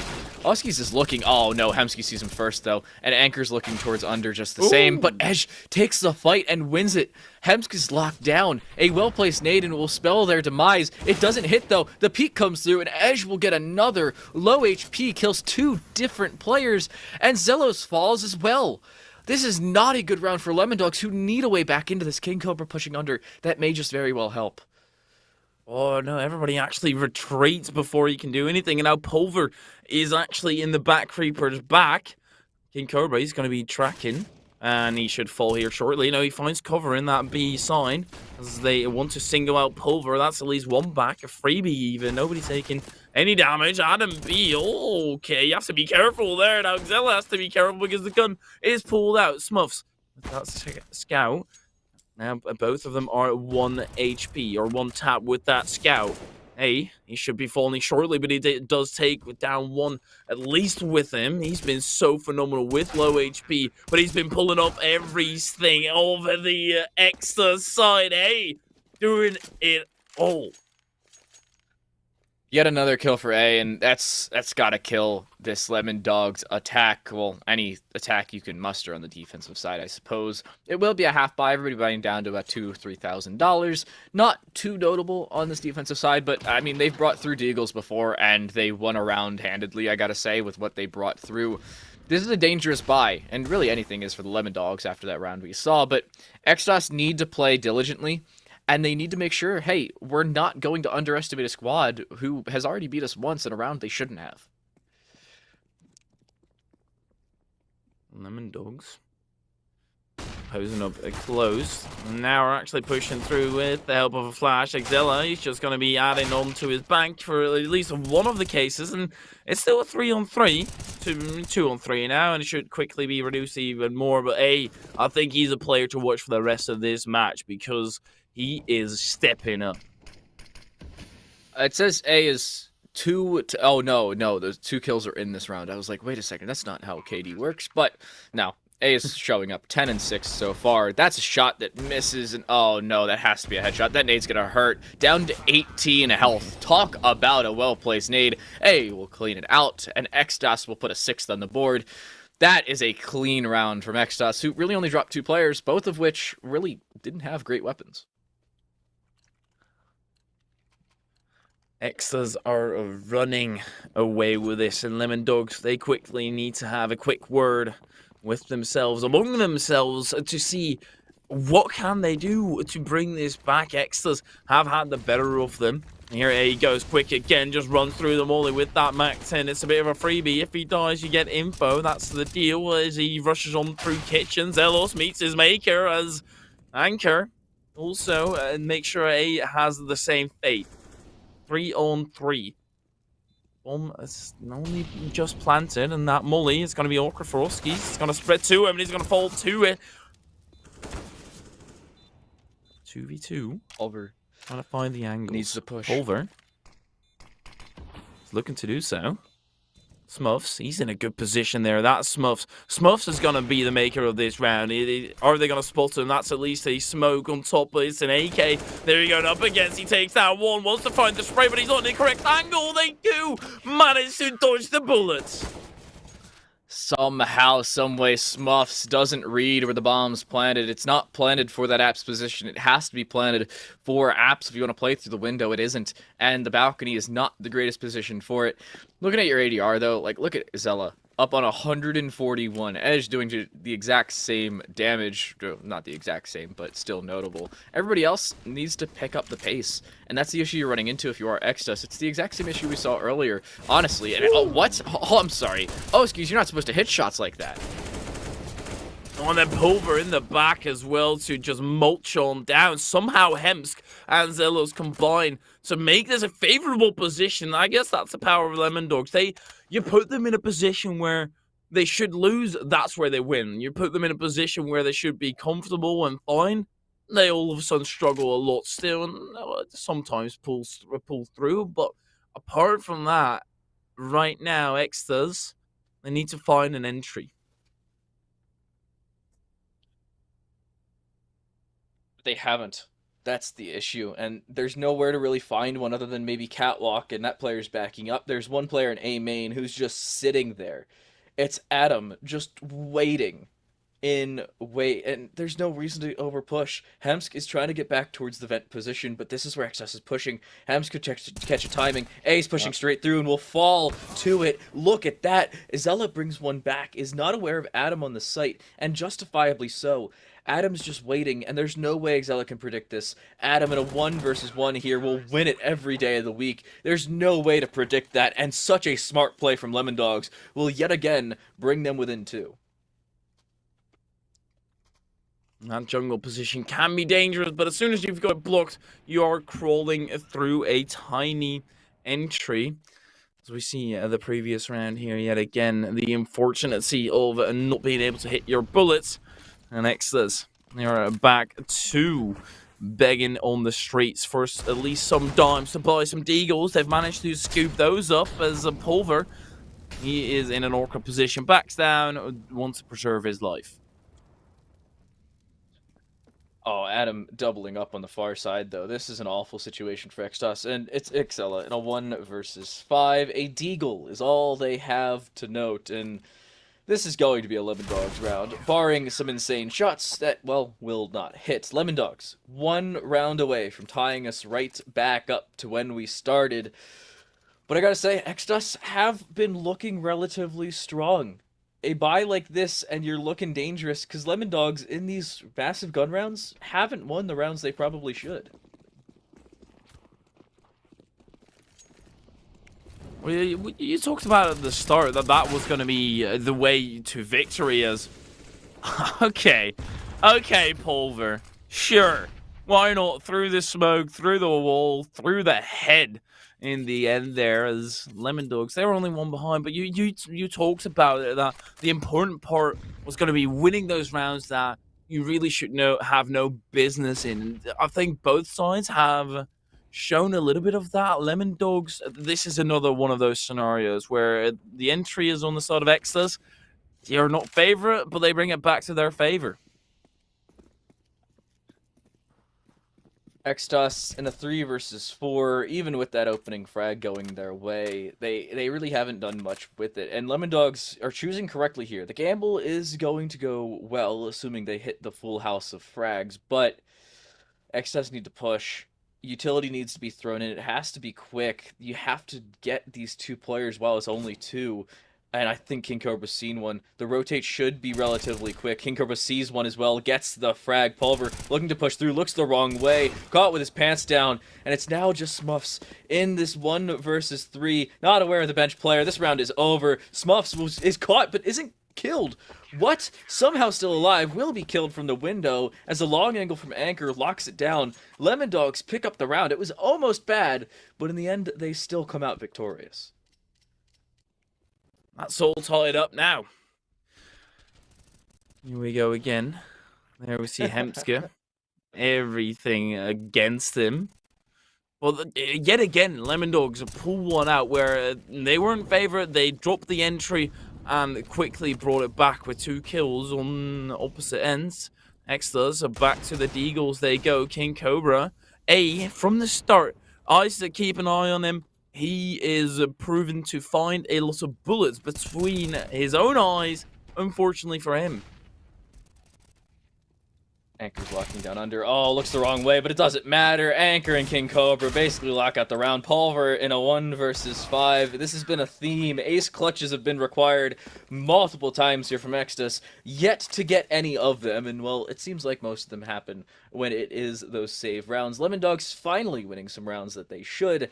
And Extus looking worse for wear in the economy department. They are going to get a full buy here. Excella the only one that's going to be a little poor in the side of that, but we will see a technical timeout. They're just going to bide their time and hold things off.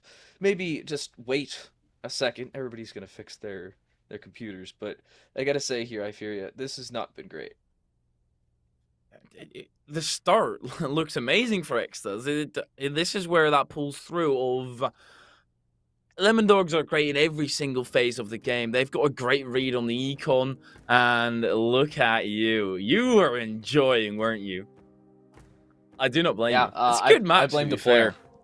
Yeah, I'm just laying back and enjoying the show. I happen to have a... Hey, you know what? I'll join you. But I'll join you. Yeah, we're just going to chill here. All right, so through our map, we've had a relatively good start from Extus, but I got to say, It's not been looking good for Lemon Dogs early, yet they flip the script and change it right back. What's the way here for Excess back into this? Is it just a round win and a handedly one at that? Because they're not made of money by any means. Even with a win, they need to keep players alive. It seems like building on the advantage because they have been able to get that advantage. Not in this instance, as King Cobra, he does a back down, but Excess trading one in the center, getting that shot through the smoke, through the wall as well, and then dropping 2 right after, untraded. You cannot afford that to be happening. So as soon as you get that entry, try and go in groups. Make sure that you have a backup with you at all times. As you're walking late at night, as soon as somebody grabs you, and you have no one in the vicinity, you're in a messy position. They've gained mid-control. That's one notable part about it, but they have to push off of it. King Cobra playing at the bottom of the stairs. This is a good position to lock down for the CTs. Anchor playing across, locking down that crossfire along with the window position. And the question for Xtos is, what do we do here? Because they can take some catwalk control, but as the smoke dissipates over towards the top of Khan, that flash has to be the way to get around. Exella pushing through. One is flashed on the far side, and this is going to be the B push. There's only one player that resides on this site, and it's Zelos, and a 1 really versus 4 with no help. This nade has to hit, and they have to get some damage out of it. Well, that seems to be at least doing some sort of damage, but he's actually creeping up close. This is a tempting fate, and he does not get anything going. There was a rotation in there from Anchor. He takes him out directly afterwards, and it reduced to a 3-on-3. Wants to bait out any remaining forces on the side of Lemon Dogs, and they are all on the backup. They're charging on through the cavalry. You hear them stampeding in the end, and Smuffsy is just going to fall so easily. What are you doing, King Cobra? You went around it. That is ridiculous by King Cobra. They have no clue where he's coming from. It's the 1 versus 2 though. Hemps will fall in the end as Exela takes out the cat rotation, and Extos finally pick up the round. Unfortunately, in the end, King Cobra did not have the trigger discipline, could not find the second player before removing the op, and there's the opening for King Cobra. That was a great start. Here's the second, as they caught Smuffs on the side, but if you wide peek even further, you can see the catwalk player, and then your teammate doesn't die. That would have been the round. That would have been the flank, effectively, and that just, it's one of those woulda, shoulda, coulda, and they didn't. That's the issue. Extus have a possibility of picking up the half win here. It's so crazy to me that you get past, you somehow manage to sneak your way through, because he's not going to be checking the car anymore, right? He's not going to look in that direction because he's got it covered. It's trigger discipline, as you say. The final round of this half.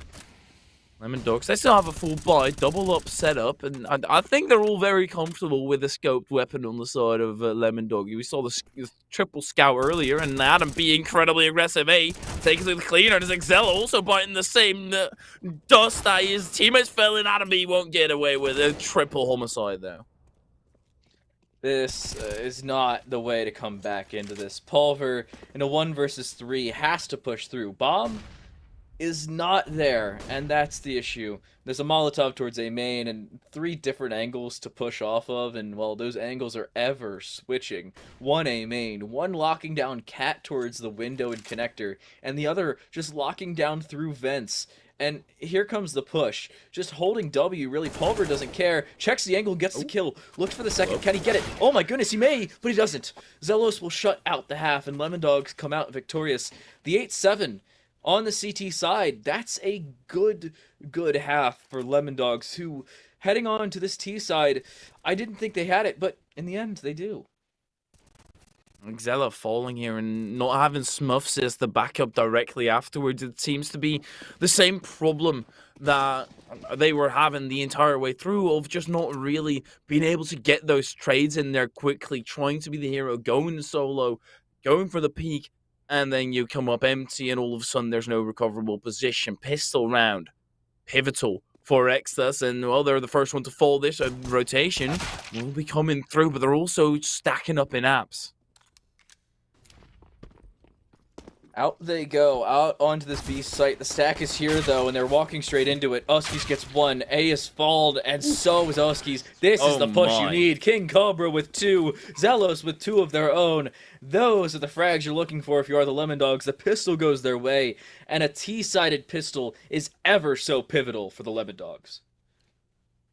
That was ridiculous. The Lemon Dogs, They thought probably that they had at least some kind of fake going on towards that A sign, and all of a sudden, everybody from Exos was arriving back at B, and now they're going for a quick A push and meeting no resistance, just sort of slowly flowing their way through and finding some kills along the way as well. They're all by the hands of AKs, no a Mac 10 for King Cobra money.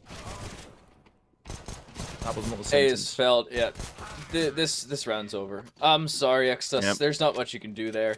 In the end, it is this, well, cleaned clock of a round for Lemon Dogs. But here's the bonus. Here is a characteristic 3rd round bonus round. This is what I've been waiting for.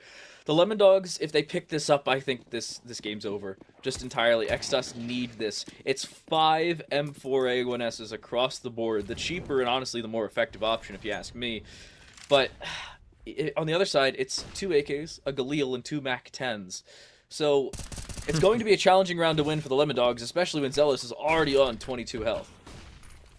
We're going to push B quickly with those Galils, with those Mac 10s, send it into the pit of despair as Smuffs is adding the despair part to it. Emsky does get 1 kill back on Pulver. They do have the info that at least there's some activity still going on B. This is almost an impossible position for Lemon Dogs. Low health. They have no business in this round. The good thing is they have 2 AKs. The bad thing is, well, they only have 1 now. And the combined HP between their remaining 2 players is an exact 40. 1 player walking through underpass, the other around towards the top of mid. Congratulations, you have mid control and really nothing more. This is not a good situation for the Lemon Dogs, who, even though they're going to drop their bonus, it's not the end of the world. They will still have money to buy in the next round. It's not going to be a full buy by any means, but they'll have some utility. They'll have, of course, weapons. And most importantly, they're going to try and do some utility damage, or some damage whatsoever. King Cobra finds one, but will not get the kill. And that actually may be the A site gone. Flashbang through. They're going to start to push around. There's only one player towards CT. A bomb plant here is pivotal. If they can get it, that may just be the next round over right there. Excella's found out. The information's there, but they can't get the bomb plant where they want to. This is such a challenging situation, especially with now the bomb dropped right in front. Zelos is now dead just the same. And Extos will deny Lemon Dogs the bonus, and they'll start to make their way right back into this map. Lemon Dogs, of course, sacking up on those AKs quickly. It's still a tough position for Extus. They have no money in the bank, sure, a little bit, but if they lose one, they're still not in a great position, and Lemon Dogs could still run away with it. Smuffs is not even going to attempt it. A few bullets and then immediately backs off. Zelos, he sure will tempt Uskis and actually get the better of him in that exchange. Still, that midfield is now in control of Lemon Dogs, a pivotal part. Pulver quickly dealt with King Cobra.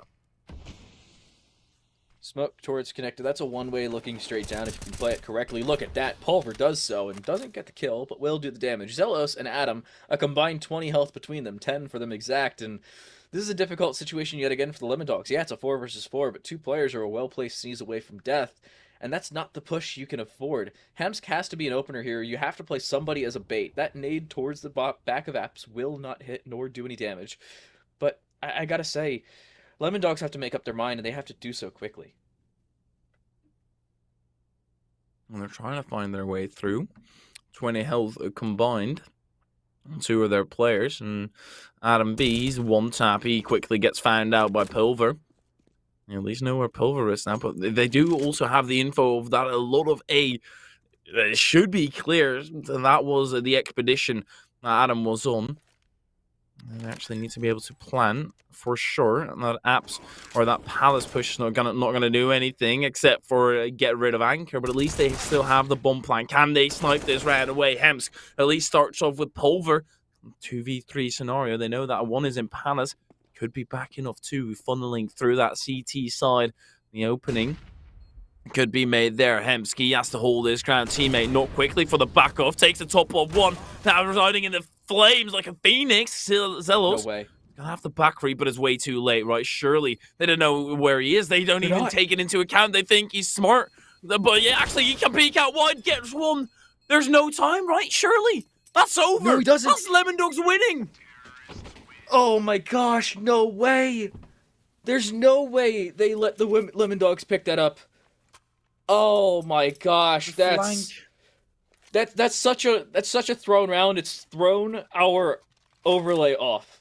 That's how much it's broken things. There's no way that flank should work any day of the week. Just stick it and you win the round. We're back up, and apparently so are Extos. This is a broken buy to say the least. There's a swag 7 on A, 2 M4s, a MP9, and a scout. This, oh my gosh, this is such a difficult situation. I can't wrap my head around it just yet. I'm still struggling to realize that actually just happened. The long way around, leaving your teammate all by his lonesome. It was a gamble, to be fair, and it paid its dividends. And now Smuffs might just be able to engage in a little one-on-one talk with King Cobra, look him into the eyes, and then quickly pull out the gun. No such shenanigans happening in Nexus.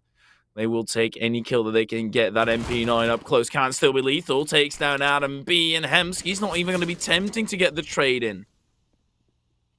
Hemsk falls just the same through that smoke. Exella gets the kill, and that can't happen. There's no way Exos now pick up a round they should have no business even fighting, and they're going to. Anchor's low. King Cobra nowhere in this fight whatsoever.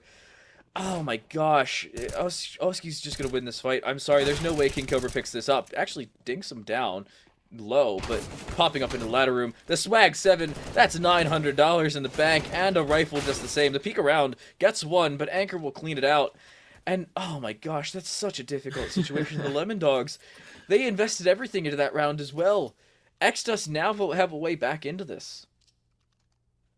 This has been flipped on its head. We thought we knew what was going on, and we thought that Exos was throwing, and instead, Lemon Dogs proved that they can throw further. We could be all tied up. The money for Lemon Dogs that far in the gutter, that if they don't win this round and eating an 8 like that, they do share it among themselves. And another one as well, King Cobra and Hemsk taking the brunt of that damage, but this A push needs to be rapid before the reinforcement can arrive. Hemsk already down to the ground. Pulver also getting rid of King Cobra and Exus. Can they do it cleanly? Seems like the answer is yes. It's just really 2 MP9s. That would cost you the least amount. But Pulver looking for the frag will get it. 3 frags for Xella, 2 for Pulver. There's your full house of frags for all of you poker players out there. But Lemon Dogs, they can't do anything. There's no way back into this specific round for them. They are virtually giving away a tied-up map. And are we going to see deja vu back from Inferno, where one team looks so commanding, takes a couple of rounds in the second half of play, and then falls apart right after? It's shaping up to be the case. It's I don't know what to expect anymore in this underground push. Smuffs. Throw an 8 in there. Go on. Oh, that's a molly. Wow. Doing so much damage. Could have been. Coulda, woulda, shoulda. It's another situation to that, but again, it's pistols across the board. An upgraded pistol for Adam is all they have to write home about, and, well, they'll look to get some window control. It seems like XS is aware of this. There's Xella. Does get dinged down to 50. Looks for some more. Cannot get a second frag. Down to 39 as well. This is a challenging situation to try and stay alive, but Lemon Dogs, again, they have pistols. This is a challenging situation. No armor whatsoever, and Xella gets another frag. This is just cruel and unusual punishment. If we were playing in America, this would be amendments against this, and, well, in the end, there's not. Xella knocks down another A with another frag, and Xella's in a 1 versus 5. It's a theme of 1 versus 5s in save rounds for the T side today, and all of them have been lost. 11-11. Hyperia, we're tied right back up.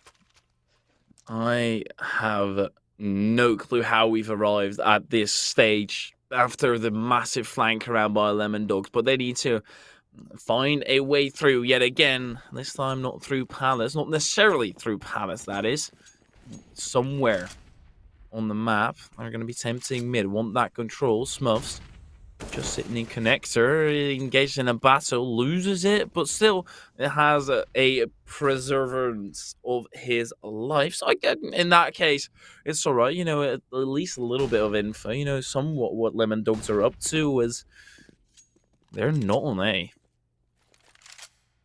You know, I never thought I'd say this, but 8 rounds into a half, we are having another bonus round. Xdos have 2 SMGs, 2 AKs, and that A1S they've kept over on Xella. If they lose this, it's not even a turnaround type of round. If they lose this, they still have so much money. The lowest amount of cash is Smuffs on $5,500. This is such a good situation. Xdos, they're looking rich, as rich can be. There are 2 players on this A site, both of which wielding MP9s, both of which on full health. King Cobra, I think he's seen a barrel. He has indeed. There's a flash towards it. I don't think they're aware of the second player.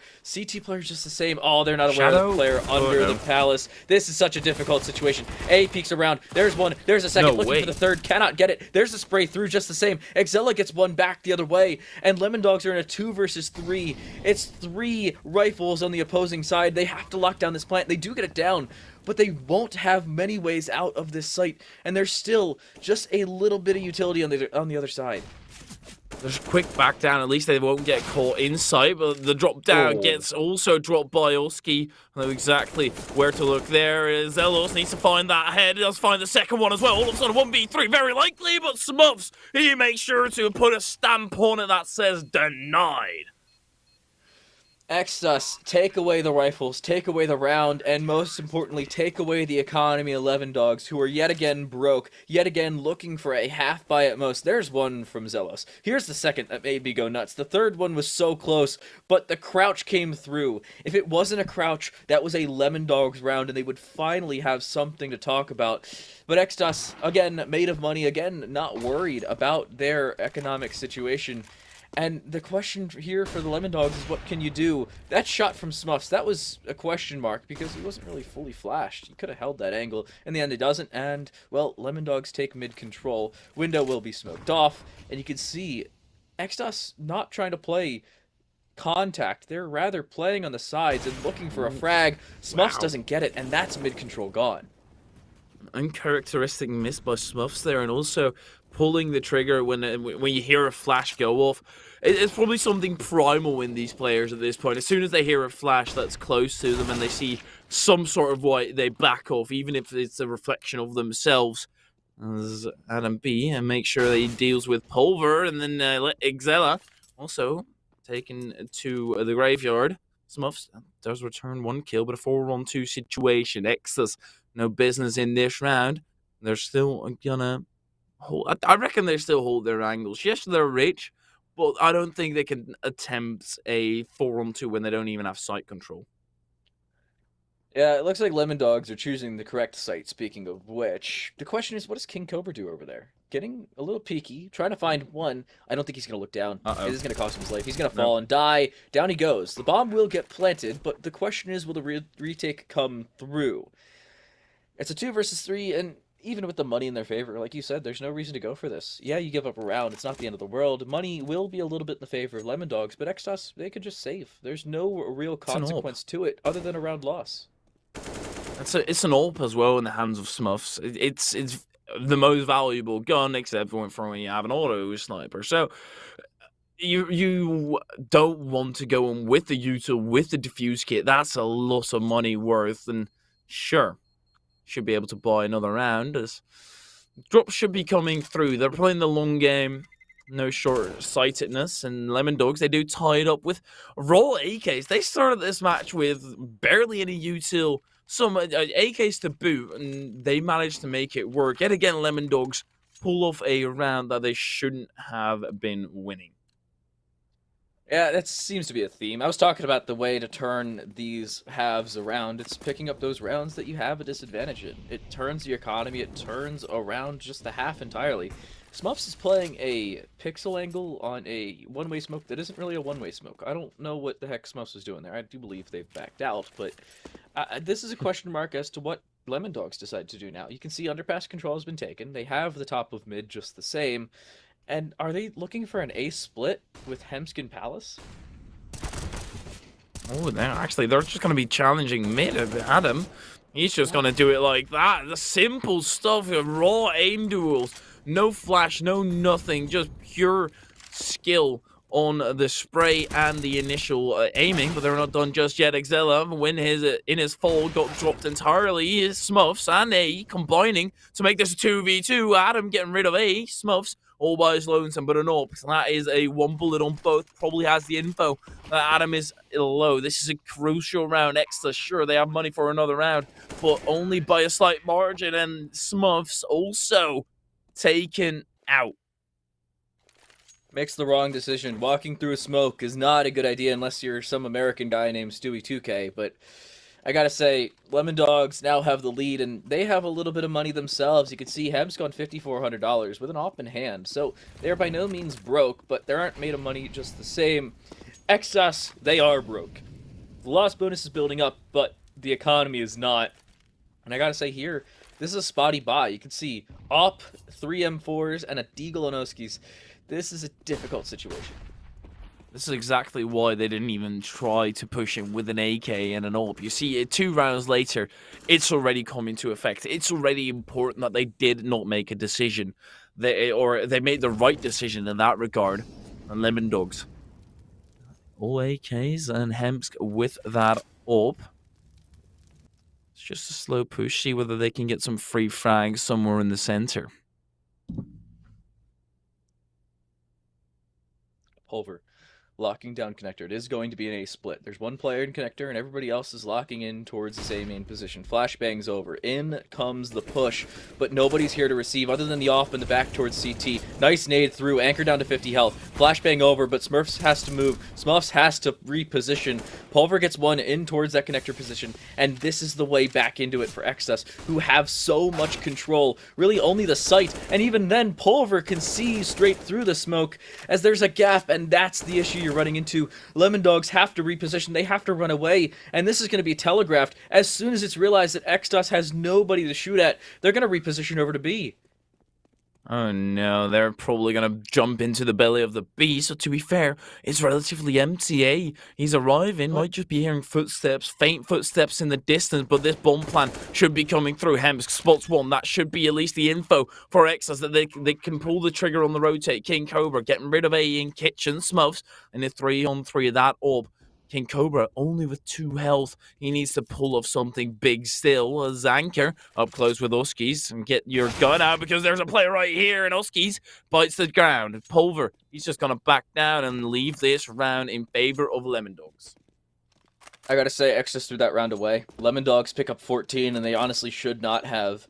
Such a challenging situation. To be honest with you, Extus, we're trying to figure out, do we all rotate? Do we all just stay where we are? And the indecision, the indecisiveness cost them. Lemon Dogs were able to really take a free B site, and, well, the shots coming through from King Cobra on 2 HP, 2 different op shots hit.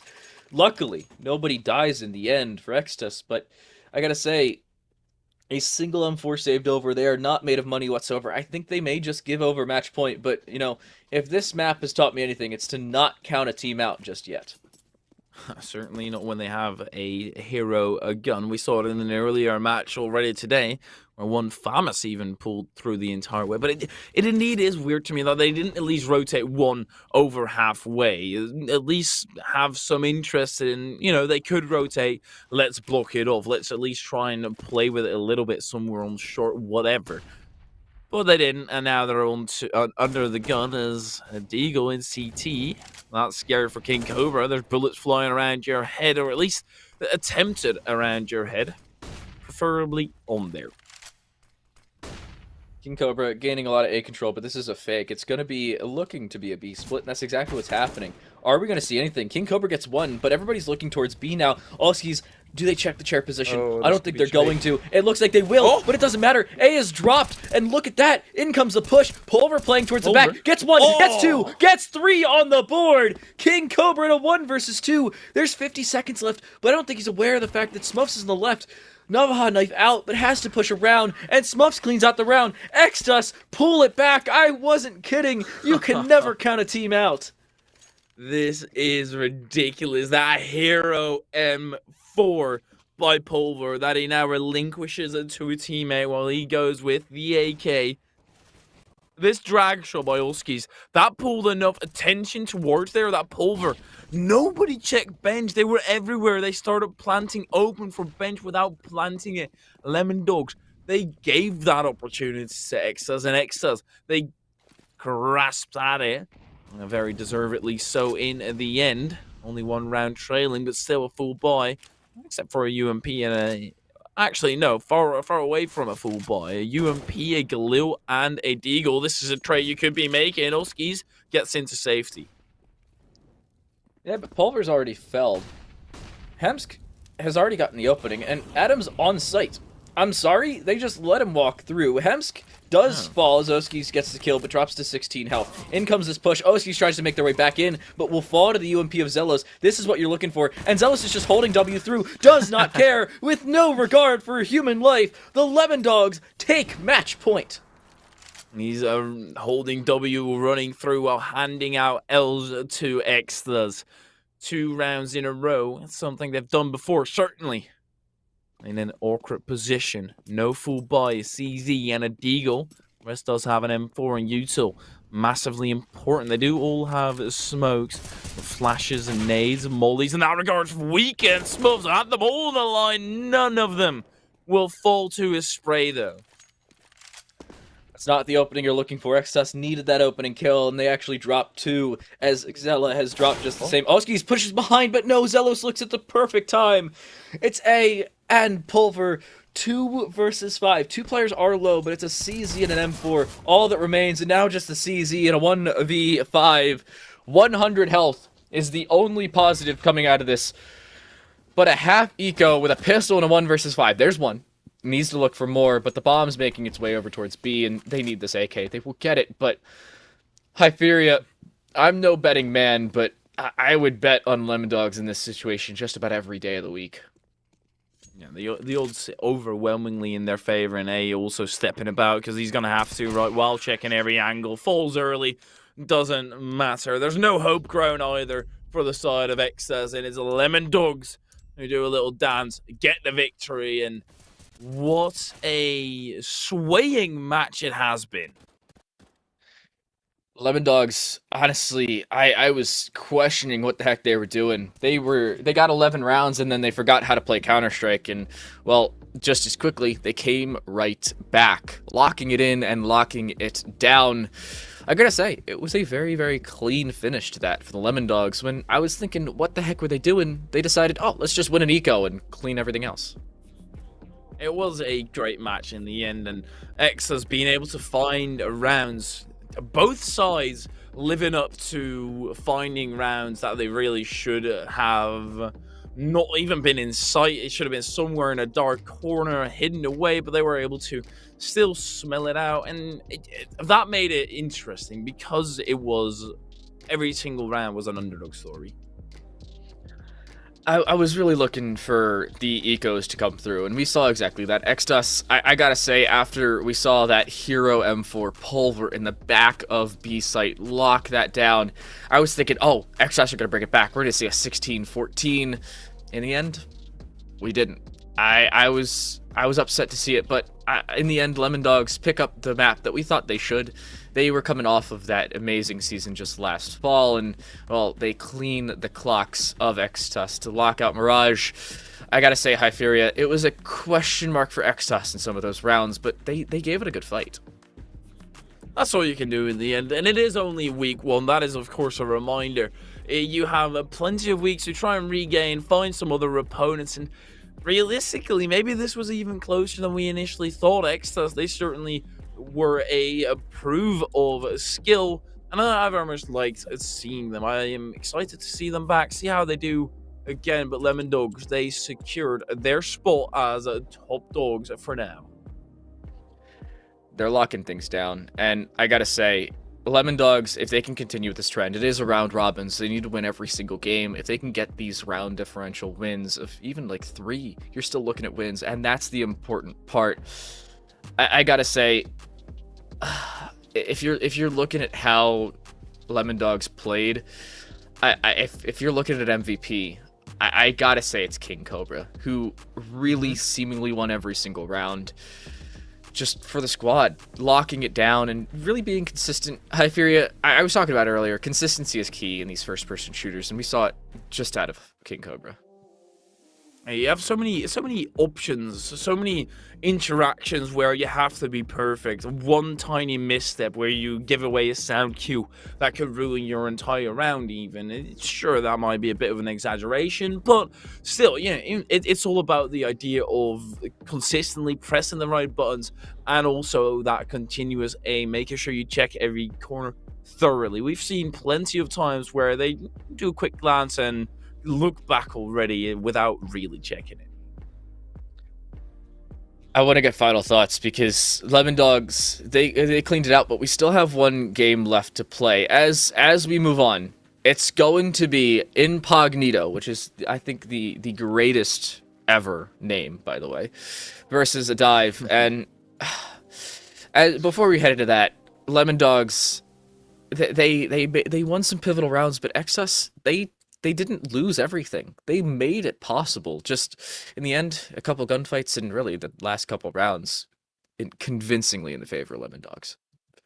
It's still promising, though, for Extras. They have got an entire season in front of them, and to be able to bring it back against somebody who we thought at least would be a favorite by a considerable margin to bring the game to them. That shows heart, that shows mental game. That's the most important part. If you lose a tough round, to be able to regain afterwards. Well, Lemon Dogs start things off with a bang and they finish it just the same. Extas made it difficult, but in the end, the Lemon Dogs clean it out. 16-13 was the finish to that one. Nonetheless, we move on. We are not done. We got one more game left for you. It's Incognito, it's a dive, and it's Overpass when we come back.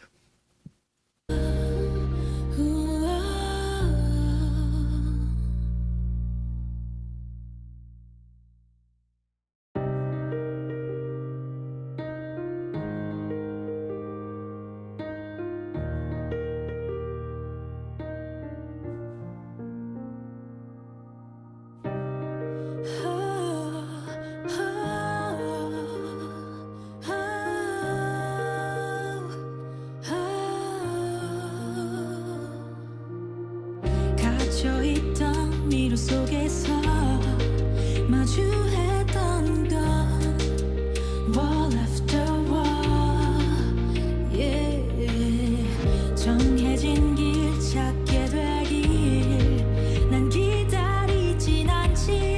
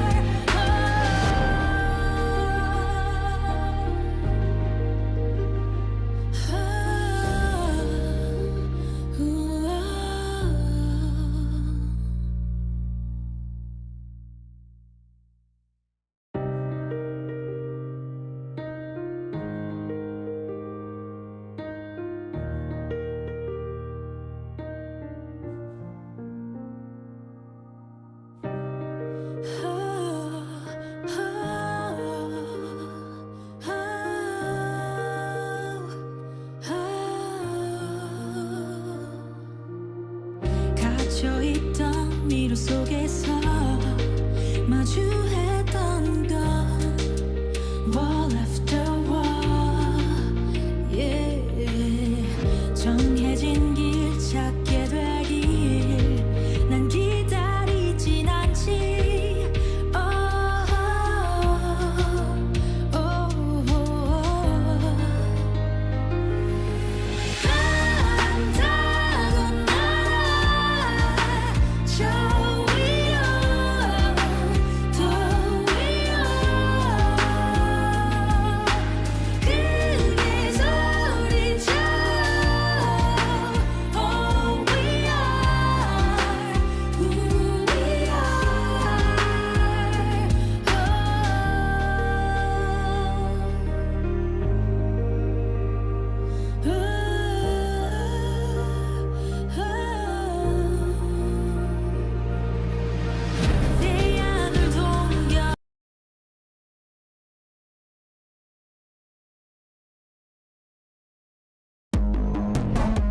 shortcut, no cheat code.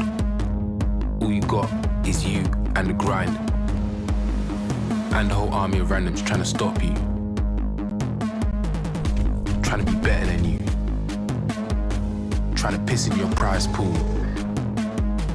And they can try all day, you go all night. Make every click count. Delete them all.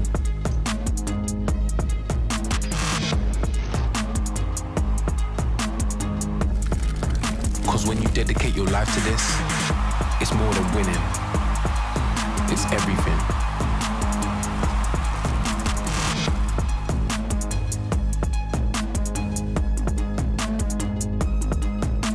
Prime for glory.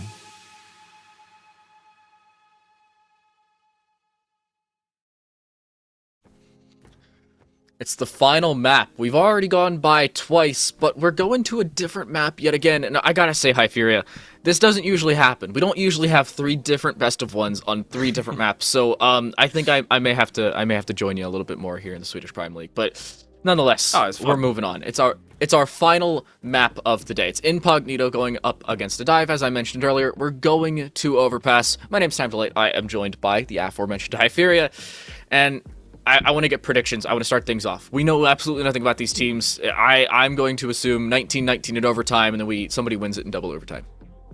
I'm saying Incognito purely for their name. It's Incognito and then in brackets, Pog. So you have to root for them. Yeah, I think right there, that's the team winner right there. If anybody says anything otherwise, you're wrong. That's just as simple as it gets. But I think we're going to see a good game here. I was looking at some of the lineups. I remember a couple of these players. I've seen Keegert play before on this Incognito, or on the Dive squad, my apologies. And then over on Incognito, Dorfin. Dorfin pops off seemingly every time I see him. A couple other tournaments I've seen them in. Yet to see them here in the Swedish Prime League, but I'm excited. To say the least, I am thrilled to see it. Both of those players play extremely well, and that's just where it comes down to. I have no clue what the heck's going to happen. That's the beauty of this. It's the beauty of week 1. I want to wonder, though, who's going to start things off, because Overpass, with the quick rotations, it's notoriously CT-sided, so you're really looking at whoever starts on their CT side. If they can set the tone early, they're looking really good. Yeah, it's about setting down the law. What do you accept? Do you accept a lot of map coverage from your opponents? Do you relinquish that? Or do you fight back, try and be aggressive and gain map control yourself? I think with Overpass, it's a massively important feat. Water, lung, toilets. Those are all parts with connector, probably the most important part, that where if you have control, you have such a quick connection between those 2 sites. So it's really about, do T-side try and contest that, or do they just directly say, we don't even want to deal with it, we'll move on with our lives? It's going to be interesting, and I think Overpass has a lot of variety. And it's the exact same thing on the other side. CTs can opt to just void the blue side entirely. They don't have to push down to the connector position. They may not even push up towards party and benches. The options are there, and that's the beauty of this map. I think this map, Vertigo, and Nuke are probably my top 3 in the current competitive map pool. Mirage is fun. It gives nice consistency. Dust 2 makes me want to jump off a cliff, but it's Ancient is the real unknown in the middle of all of that. That's really what's notable.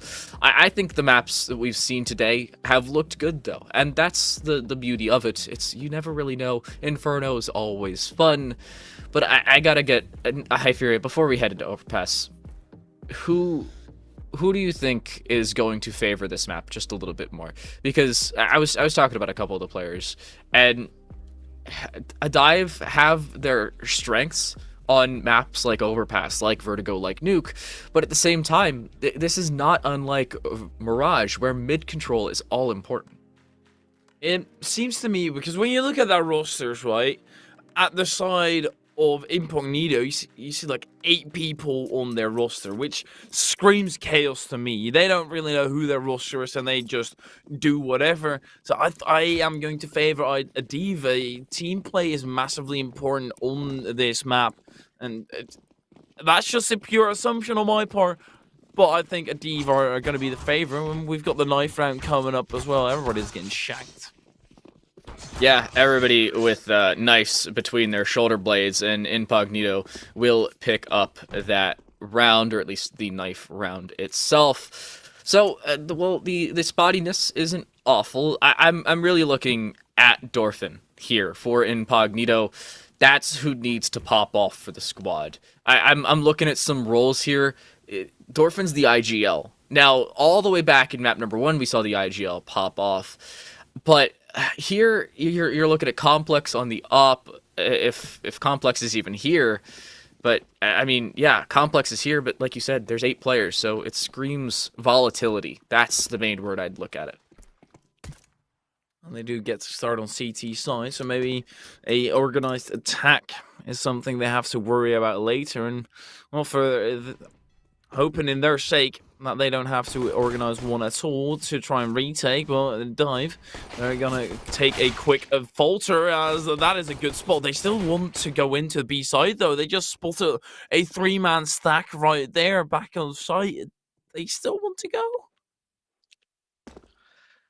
It seems like the option is still there. I don't know why, but hey, I'm also not in the server, so you do you, I suppose. Look, he does get one into Complex, so there's one dropped.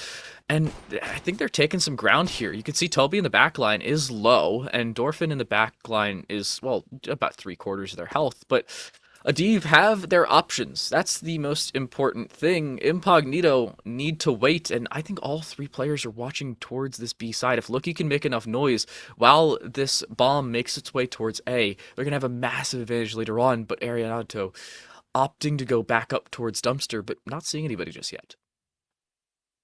This has been a standoff. They wanted to rush in quickly and then afterwards quickly realized we don't actually want to lose any players. We'll just take our time. But at some point, Adiv, they're going to have to go, and that smoke over the top, it's going to send a message.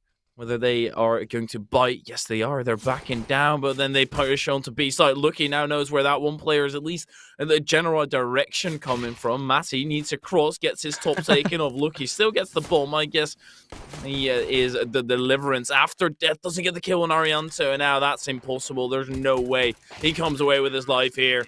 Doesn't even get the plan. Arianto too far away for that headshot to be lethal, and in the end, it drops him down to 5 health. Somehow, Arianto stays alive and moves forward, but that's the round nonetheless. Adiv drop it, and that was a strong finish. I love this, where Maddie gets sniped as they cross, and, well, look, he's like, thank you very much, I'll take that, and moves on. If you get a package from your fallen mate, you're not going to throw it away. You're going to try and do the best job that you can with it. But unfortunately for Adiv, it's Swedish. It has to be Adiv. Yeah. And that's a miss. Didn't even hit one shot on Arianto there.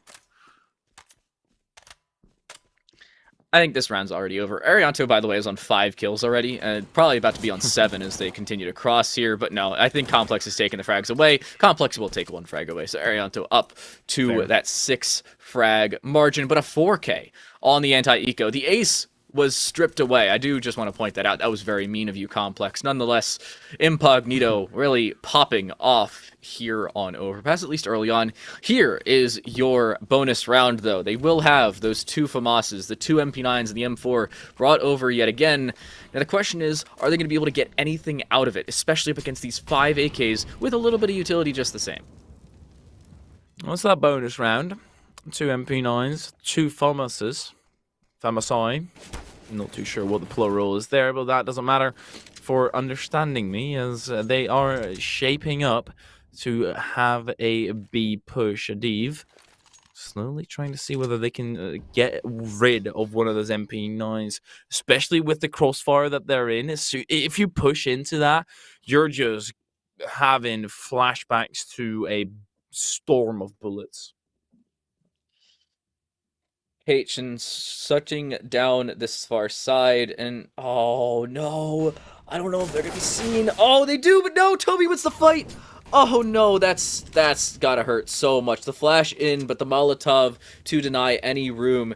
and this is the way that they're able to get back and away in this round. Nikki can't see a dang thing, and moving around, but oh no, Redzi can't see either. In goes the push, Toby falls, but there's the 1-for-1 trade. Complex with one, Inf with another, but here's the trade back the other way. Looky through short, unchecked, and that will kill him. Inf hasn't been cleared though, and that may just be the round. Lookie's in a 1 versus 2. It would require a 4K clutch. There's one. Here's the final. Does he get it? He does! Adiv pick up the round. Incognito's denied, but it costs Adiv so much money. It is a hard-fought one, but one they do tally on, and that's what matters in the end, that they get that one on the board. Otherwise, it would have been a hefty investment. Sure, Incognito can buy now. It was a bonus round for them, but if Adiv lost it, the implications would be even bigger. They don't even smoke off the molly. They just run through it and want pace. Nikki, waiting for long. Nobody will try and challenge him. And there's a M4 on the board as well. M4A4. I think this is the first one we've seen today. I'm not gonna lie to you. Yeah. Nobody uses this gun anymore, and I mean justifiably so. It kind of got nerfed, and the A1S got buffed along with the price differential. But Maddie, well, will drop Complex, so that's an opening going the way of Adiv. Dorfin only has that P250, so I was really looking at the IGL to pick up a lot of the frags. But unfortunately, as the IGL, you're usually put in a situation where you can't do so. Unfortunately, you are the one that has to take the brunt of the setbacks.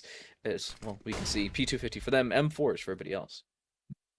You're the brain of the operation. You don't want to bullet in your brain directly, and you need to think it through. And you have some guns for hire that do the job for you. Nikki doing a brilliant job there on Arianto. They are rotating on B5, V3. There's still guns there for Dorfin. He can't call himself the proud owner of one. He might be able to if he catches Nikki off guard.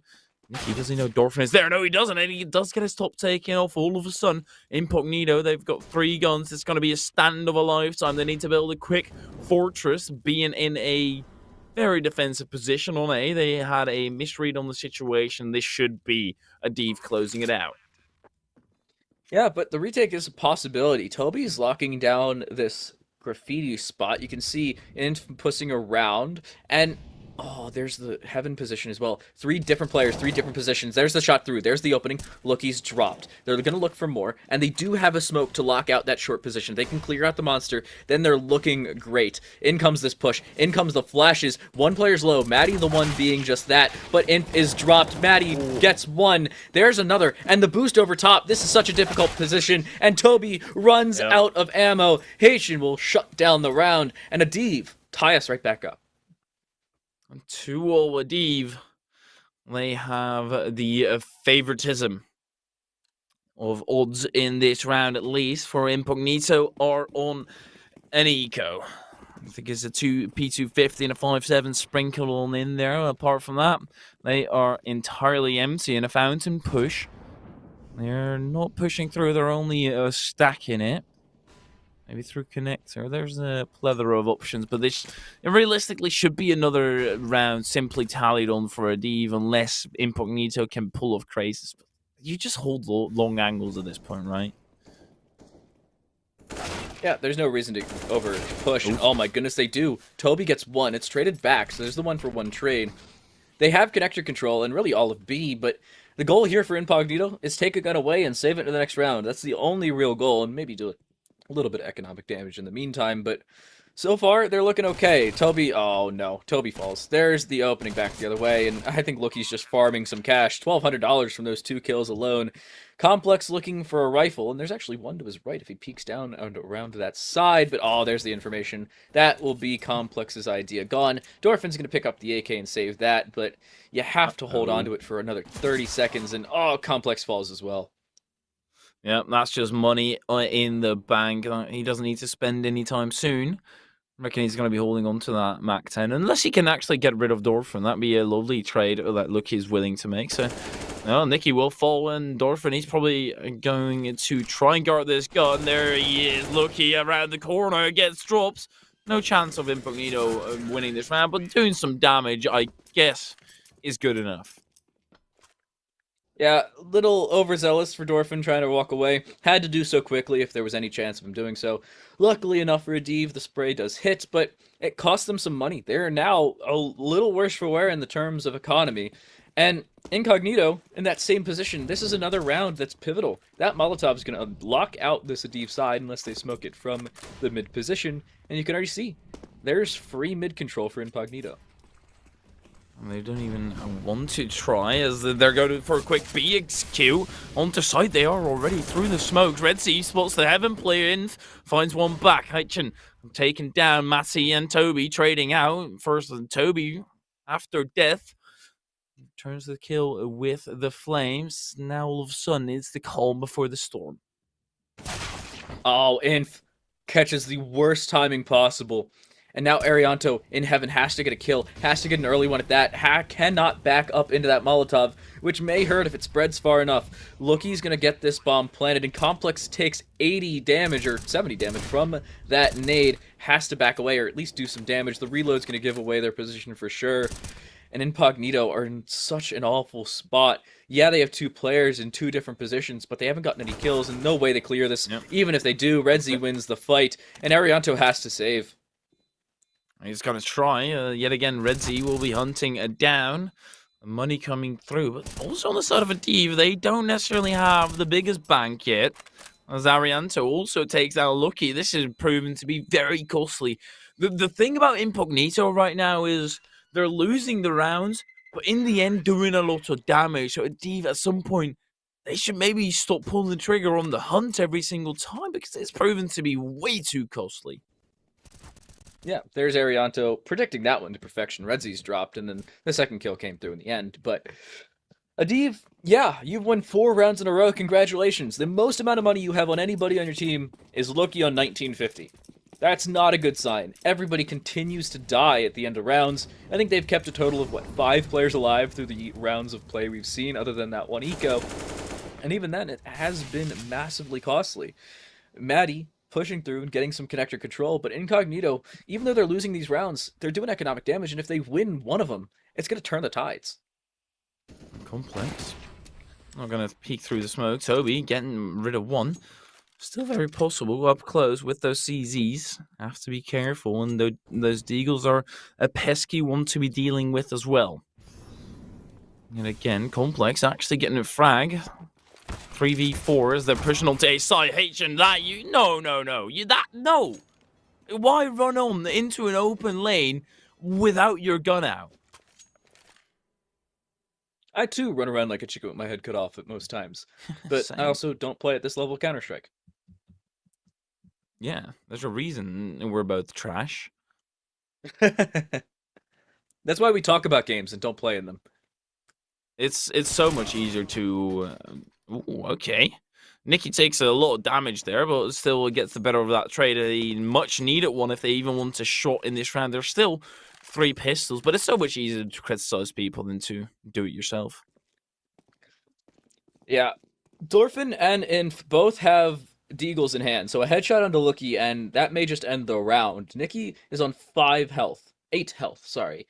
But with an op in hand, it's not the end of the world. Oh no, there it is. The Deagle comes through, Nikki's dropped. There's the headshot. Oh my goodness. Lucky is dropped, and Lucky into the grave, my friend.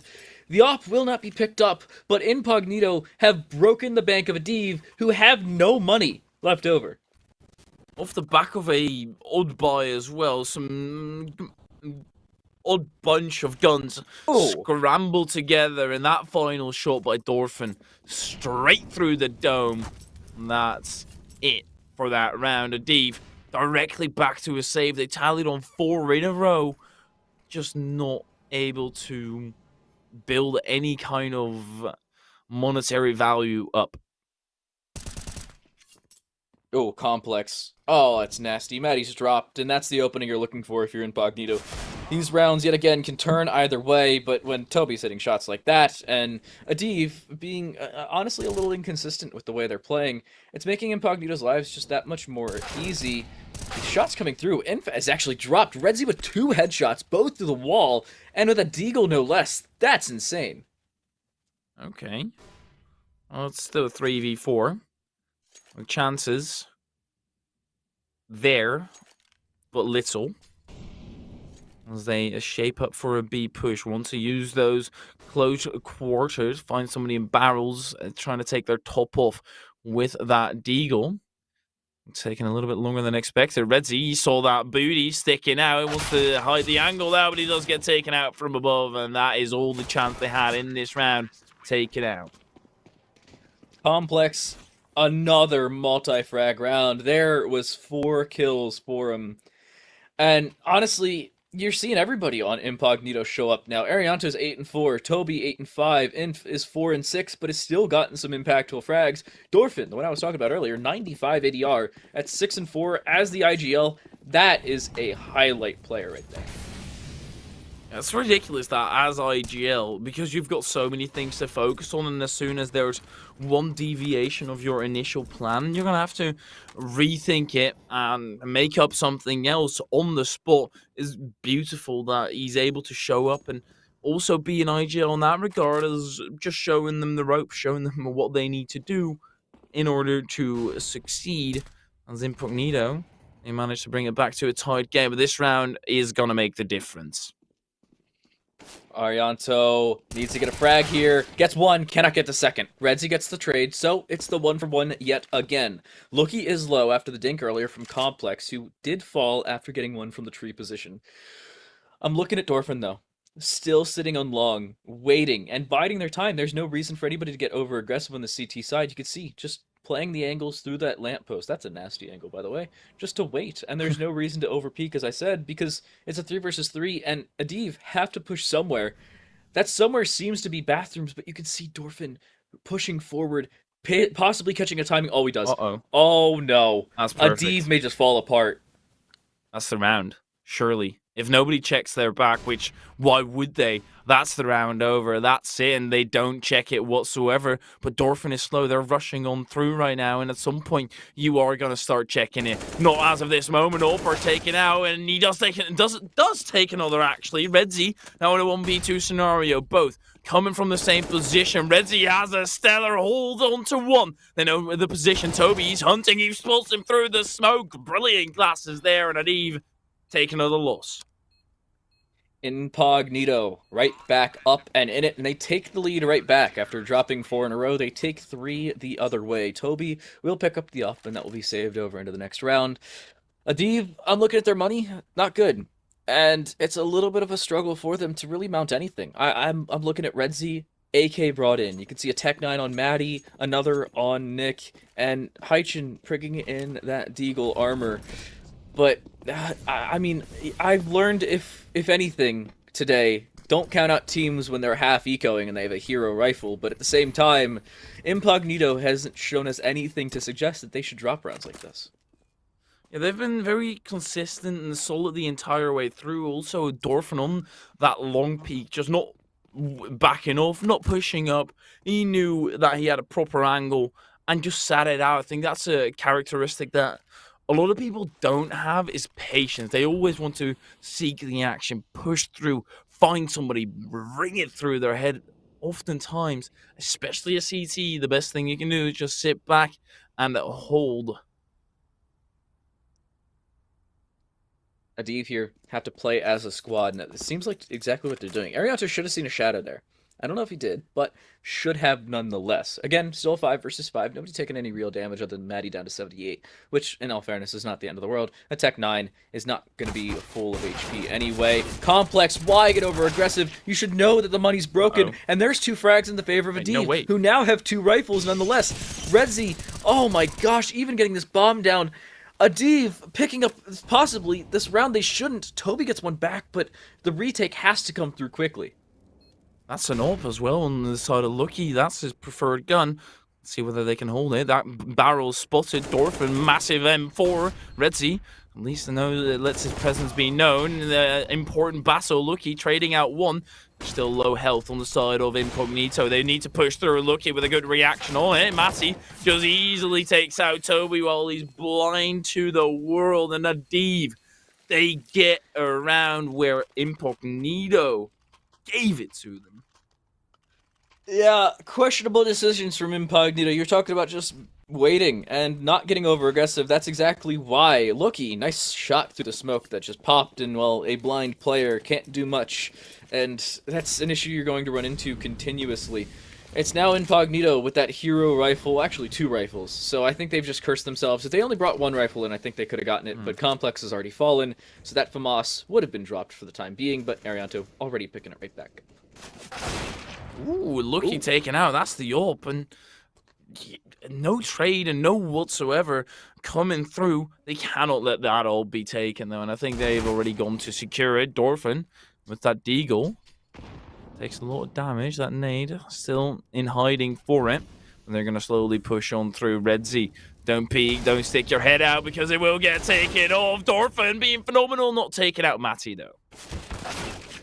There's that 1-for-1 trade in a second going the way of Nikki. Now here comes the gamble. Toby with that M4, Inf needs to really play with them or play alone and play astoundingly.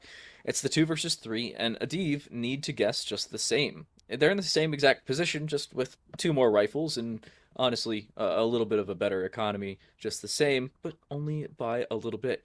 This round could go either way. It comes down to where Adiv decide to go and when. Incognito are just waiting. You can see the Deagle looking up towards heaven and around towards the monster position, the M4 locking down the bridge, but Adiv opting to look to go the way of A, and I think this is about to be read by Incognito. As soon as they peek around towards that monster position, you can see it. It's about to happen, and now there's that timer gone off. Incognito know it's going to be A, but they're going to be so late on it. They're going to have to rotate either way. Maybe save that M4. That wouldn't surprise me. Well, that Deagle, surely you just send it in to a position where you can catch somebody off guard potentially. You don't necessarily need to win this round anymore. That chance is already faded. No, actually, he picks up a weapon. Yeah, that's very fair that you back up directly afterwards. Now, here's a Div. Are they going to lose guns again? They have been so terrible in holding on to their guns after round situation, and it seems like they might be able to get one out of the hands of Incognito. Yeah, but Toby doesn't even get one. Oh my gosh, no. Toby, the opportunity was there, but in the end, it does not matter. Incognito are going to be on a save here. This will be a full save, as they're going to want to have as much money in the next round as possible.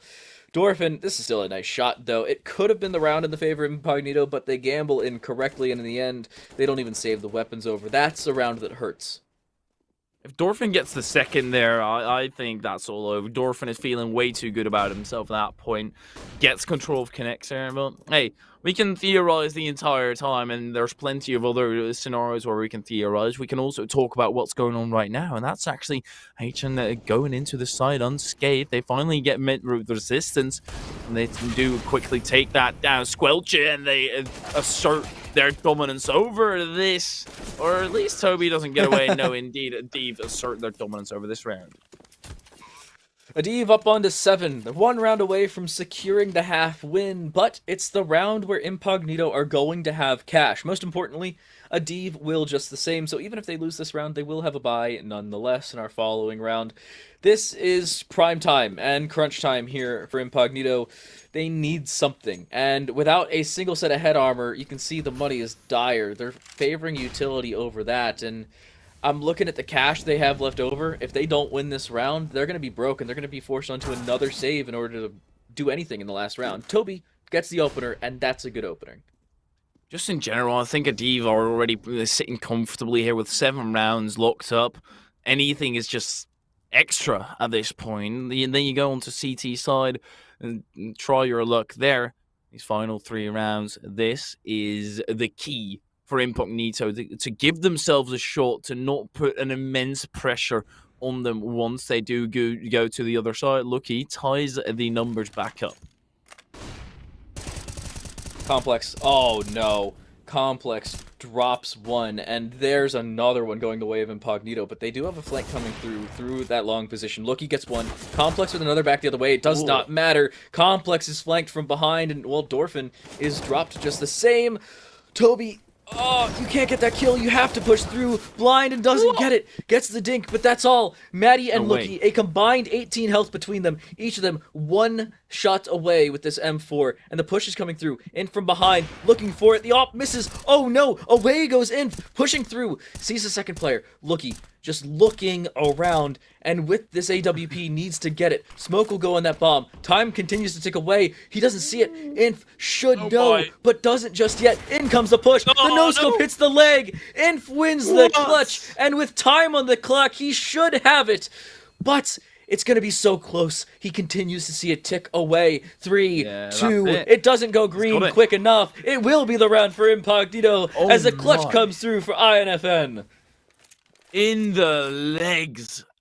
That is the difference. And Matty there, being up close and personal after he's already known where his opponent was. At that point, just back off, make the peeking angle wider, bait out more time for your opera to get it, because you have the plan. All you have to do is play time. You're under the gun, you're under the pressure. It is understandable, but a Div, they go right back to a massive buy. Yeah, and Incognito really doesn't. Complex has that op, so that's good, but everybody else is really broke. And it's another round where if Incognito lose it, they are running out of cash. Adiv will have a half buy next round at most, probably Galil's, Mac 10s if you want them, an AK on 1 or 2 players, but on this Incognito side, if anybody less than 3 players stay alive, and if they even lose it, then it's really over. There's the opening going the way of a Div. That's a nice shot coming through as Dorfin has dropped the IGL off the board. But if anybody's going to die first, the IGL is the one you want to see do it. You can still communicate after death, but still, it is a man down. Incognito. They're going to need to find a way in this match, and more specifically into this round. It's not in their favor, but if they can have a good hold here, that up currently on A site needs to win some duels and needs to have a good position where you can quickly retreat after you've taken a pop shot and then hold another angle and keep on doing that. It's not seemingly going to be the case. Red Z is already on B site. That is the entirety of B site in control already. Pacifist run for that. Oh no, Redzi! No, it's a half clear. Inf gets the kill, and that's free. The Molotov towards Graffiti should push him back, but that's only time wasted. That's not a kill coming through. Complex does get that kill you're looking for. Looky looks for it, but will only get a tag. The timing not going their way. Looky needs a kill here. Looks for it, continues to do so, and finally gets one. Arianto dropped. There's a second. Complex is dropped just the same. It's the 2 versus 2. Down to the 1 versus 2. 1 versus 2 for Toby. Needs to find both frags, and time continues to tick off the clock. Looks the wrong way at the worst possible time. Nikki will put a Div onto 8 and break the bank for Incognito. Div were 3 peaks or 2 peaks away from losing that match. The player coming out short, not looking at short, or the player coming out of connector, not looking at short, and also the Heaven player not looking towards short. There were plenty of opportunities. Sometimes that's just the look of the draw, and Lucky, what a player he's been proven to be. 19 and 10, carrying the team on their back.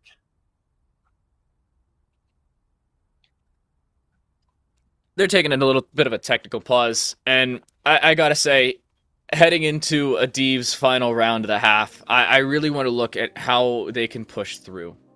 If they can continue with the momentum they've had in the later stages, which honestly I didn't think they would pull through, then heading into the second half of play where they will head the CT side, which historically is the advantageous one, I gotta question. I really, really have to question the T side ability of Incognito. Is that volatility of 8, maybe 9 players on the roster going to come back and haunt them?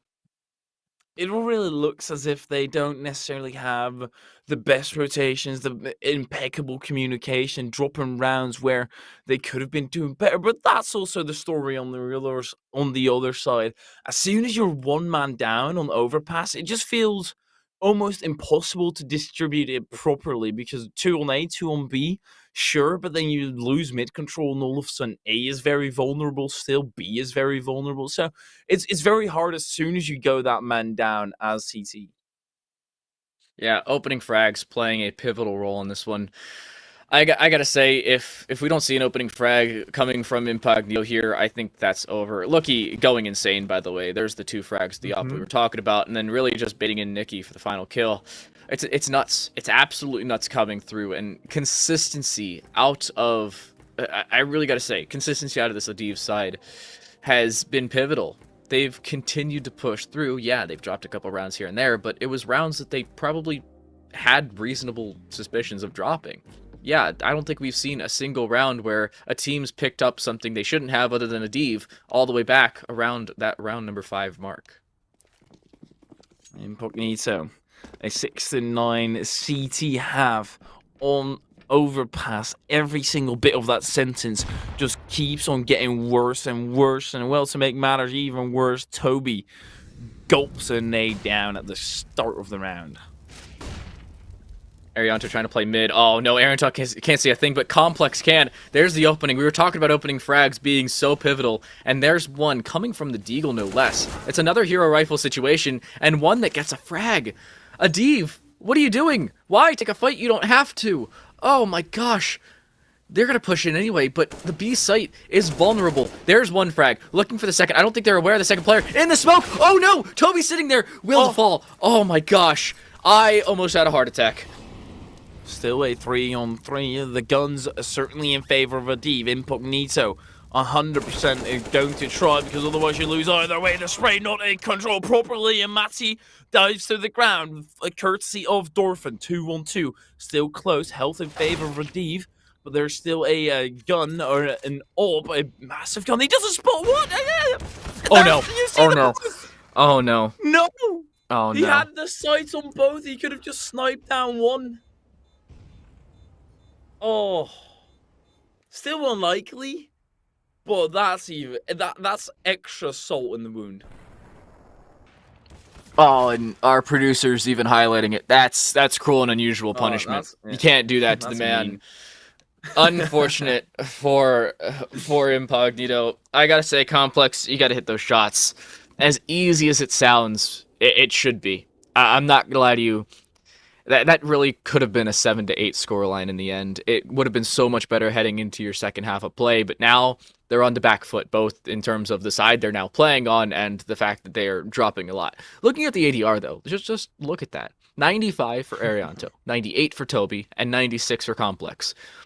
The only person above 90 on the Adiv side is Lucky on 129, and then you have Redzi on 93, but like everybody else, 71, 55, 65. What is that? Oh yeah, it's Lucky carrying the Adiv side. We can be very honest about that. He's been massive, but also has shown inconsistencies at times. For example, that short hold where he was able to hit that second shot, but it was an up close. It was a combat upper at that point instead of taking the initial shot. So there is certainly, especially when you have that on the CT side, you don't have as much time as to back off and readjust because they'll be charging onwards the entire way. Adiv need to still be careful even after such a strong half. Yeah, you were talking about Lucky putting the team on his back. And speaking of which, I do just want to highlight this really quick.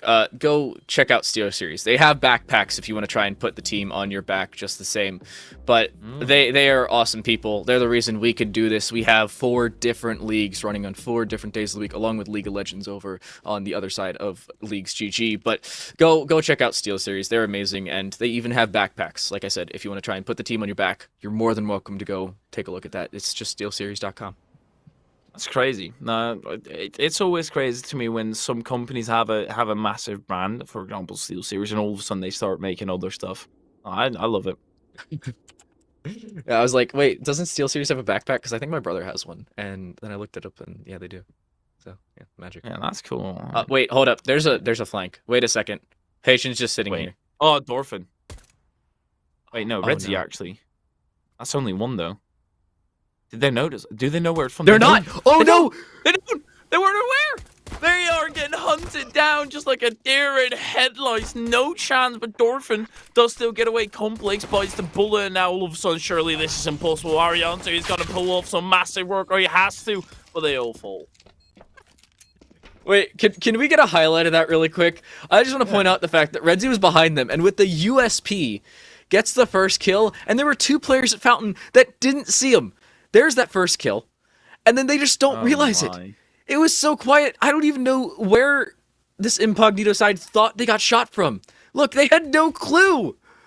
Oh my gosh. I think they thought it was Connector. Oh my gosh. They were both looking in that direction. It's ridiculous stuff. That's insane. That's the greatest thing I've seen today. Not a 4K or anything, a 1v4 or whatever. Just a tap from behind. Audio.exe has stopped working. Yeah, the audio cues are still important. I thought I was exaggerating earlier with that one audio cue could change your entire round. Oh, well, guess it really does prove to be true. Oh, Nikki could have peeked around. That flash should have gotten the FAMAS. Or, sorry, the Galil Wheeler in the connector. That was Dorfin I was referring to. But Adiv, here's the round. This is the round. If they win it, they break the bank of Incognito, force them onto at least 1 save, and basically guarantee a 12th round all over top of it. But at the same point, Incognito could cost this Adiv side so much, and just from the start, they will. Arianto getting the opener. Looky is dropped. The one that has put the team on his back falls first, and that's not a good sign for this Adiv defense. Incognito, they will take it wholeheartedly. And they're going to clear a B site, at least on the side of Adiv. And Redzi, he's currently clearing A site all by his lonesome, keeping it safe, making sure that there's no push through. Incognito slowly starting to creep up more. Matty in the similar position as earlier. He does get taken out directly straight through the dome. Haiyun needs to be careful. Also falls quickly as Nikki. No business in this round. 1v4, health is low, but he's just gonna back off. Yeah, and you can't really blame him for it. Yeah, you have head armor, you have a Galil and a kit, but it's a Galil versus 2 Galils and 2 M4s, and Incognito has health on 2 players. This was such a difficult situation from this get-go for Adiv. Yeah, you're coming into this with a couple M4s and that MP9, but not choosing your fights correctly. Maddie getting a little overzealous towards that mid position, and Heisen just falls in the back line. That was the round done and dusted. Incognito will put a 7th on the board, and honestly, if you look at the bank, Adiv have nothing. Nikki will bring the lone rifle, at least I'd have to assume, into the next round. That, or Adiv is just going to try and force here, and then save next, and even then, there's no guarantees. I wouldn't be surprised to see a 1-4 split here. Have Nikki with that Galil and the kit on one side, and the rest reside on the other. Try and just overwhelm in sheer numbers, and it already looks to be wrong. That's unfortunate. Yeah. Hypheria jinxing it, but I think at this point the goal for Adiv is to take some weapons away. Nikki takes an opening 90 damage and is now dead, so there's the Galil down. It should be picked up. It is. Redzi does retrieve it in the back line, but Dorfin's low, and that's a good start, at least for the Adiv half. I'd like to see them get at least 2-3 kills here, and notably on people wielding rifles, in order to do a lot of damage to this economy of the Incognito attack. 4 M4s as well on the T side. That's they are saving money left, right, and center, and even with that, still is their economy is not in a comfortable position. Lucky, he's going for the creep up with that eagle. Have to be careful. Is he going to push his boundaries? Does he dare to go through that tiny little gap? And I think at this point, Matty will just call him in. They're going to push through long, but meanwhile, 4 players, 4 terrorists going down that long side. Max 10 up front. Matty already being able to at least put some work in, directly gets taken out. We have a word for that. That's bad. That's what that was. Inf gets, honestly, a free kill there. Lining up a nade is Redzi, trying to catch the correct person. That's going to go out towards the default position. It does a little bit of damage onto Inf, but in the end, they stay alive, and with about 50 HP. I think this round is just about over. Best case scenario for Div is to take some weapons away. Look, he's pushing up and around long, but there's a flank behind him. There's a flank to the flanker. And yeah, even with that kill, Toby's just going to lock it out. Complex has made some noise and even gets the kill anyway. Redzi needs this Galil and needs to run away. Will get 1 kill, but now it's time to hold W in an opposing direction. At least dropping the max 10, or at least not dying to the max 10. Dropping the max 10 doesn't really matter, but at least not dying to it. Oh, No Resi, way. wait. Well, what are you off to? Straight onto his death? What? Huh? That's the second different scenario where something absurd has happened and our overlay has died. I feel like there's a very, very large correlation between weird things happening in game and our overlay popping in half. Like, to a certain extent, I'm glad you're here with me, because I haven't played this game in a long while, admittedly, and I'm glad to see you as confused as I am, and it's not just me being stupid, it's just a very... Especially because they don't have a buy! They aren't even buying afterwards, it's just straight up throwing away a Galil. On today's episode of things you probably shouldn't do when playing competitive Counter-Strike, walk into your demise when you're the only one wielding any sort of rifle. There is a triple boost over towards the graffiti position, but it's being pushed. There's the MAC-10 going in. There's one, but only one frag. There's the trade back. And again, it's a kill. In all fairness, you could see Lookie just getting that one, but Toby, trying to build up some money, does just that. Free $600 in all fairness. And Incognito are just going to try and lock out the rest of this round. There is Lookie with that MAC-10 trying to do some more economic damage onto Incognito, but they need to do it now, because Adiv, they have no money, and it's a massive challenge, because they're going to buy next round, but Incognito are made of it, and the green is so in favor of the T's, and it's just absurd. You could start an entire bakery with the amount of dough that they've got.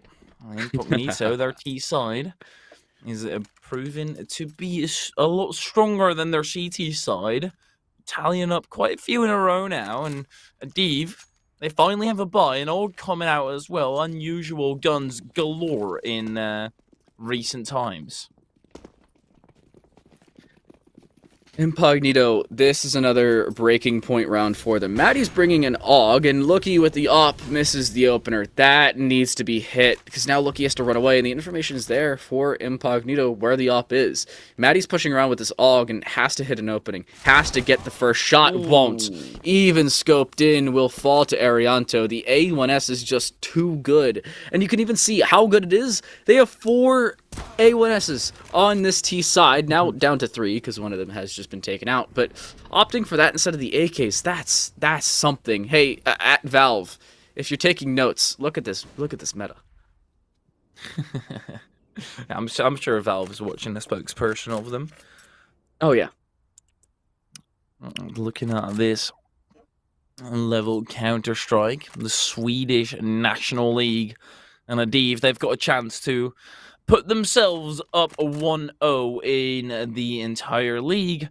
They do have to tally on 6 more to their score, and no, there should be another one onto Lookie's scoreboard, but no, there's not. These kills stay the same. Finally, he gets to flick Arianto. He was just bait, though. They're pushing onto B side. Toby goes quickly. He's in first and will take down Etchon straight to it. And takes down his teammate. Nicky also takes down Inf afterwards, punishes his dually crimes.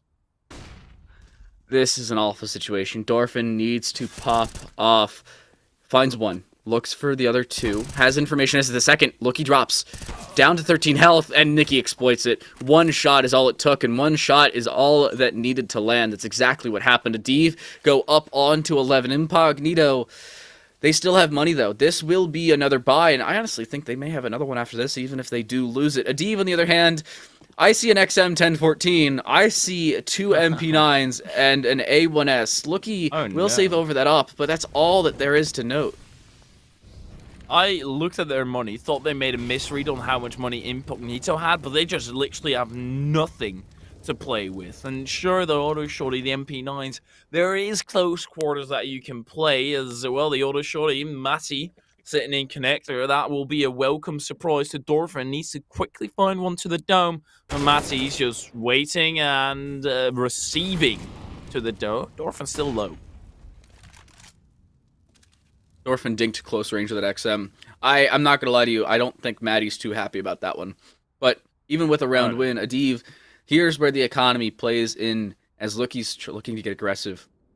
Timing is everything here. Looking for the left-sided peak, wins it as well. Needs to back out or get another kill. Does not do either, and is now dropped. It's a 3 versus 3, or really a 4 versus 3 if you count Dorfin even being alive. But on 7 health, it's not looking great. Haitian, I do believe, has been seen, so has to back out towards this side. Nikki does get an opener, though. There's the 1-for-1 trade, and back the other way.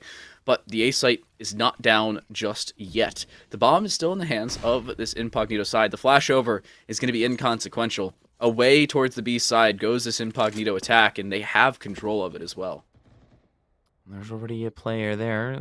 See whether the MP9 can catch up with the players through the connector. That molly is going to prevent his advances, and now he has to push through his own smoke. Also, not a scenario that you want to be seeing. It's a crucial round to make it or break it. H-Chan gets one, and at least his position is known. Redzi was going to fall there any day of the week. Can he stop the bomb plant? There's no way. Ariato, he will survive and need damage either way. That's a good flick. Knows exactly where Arianto is, but Arianto had the drop there.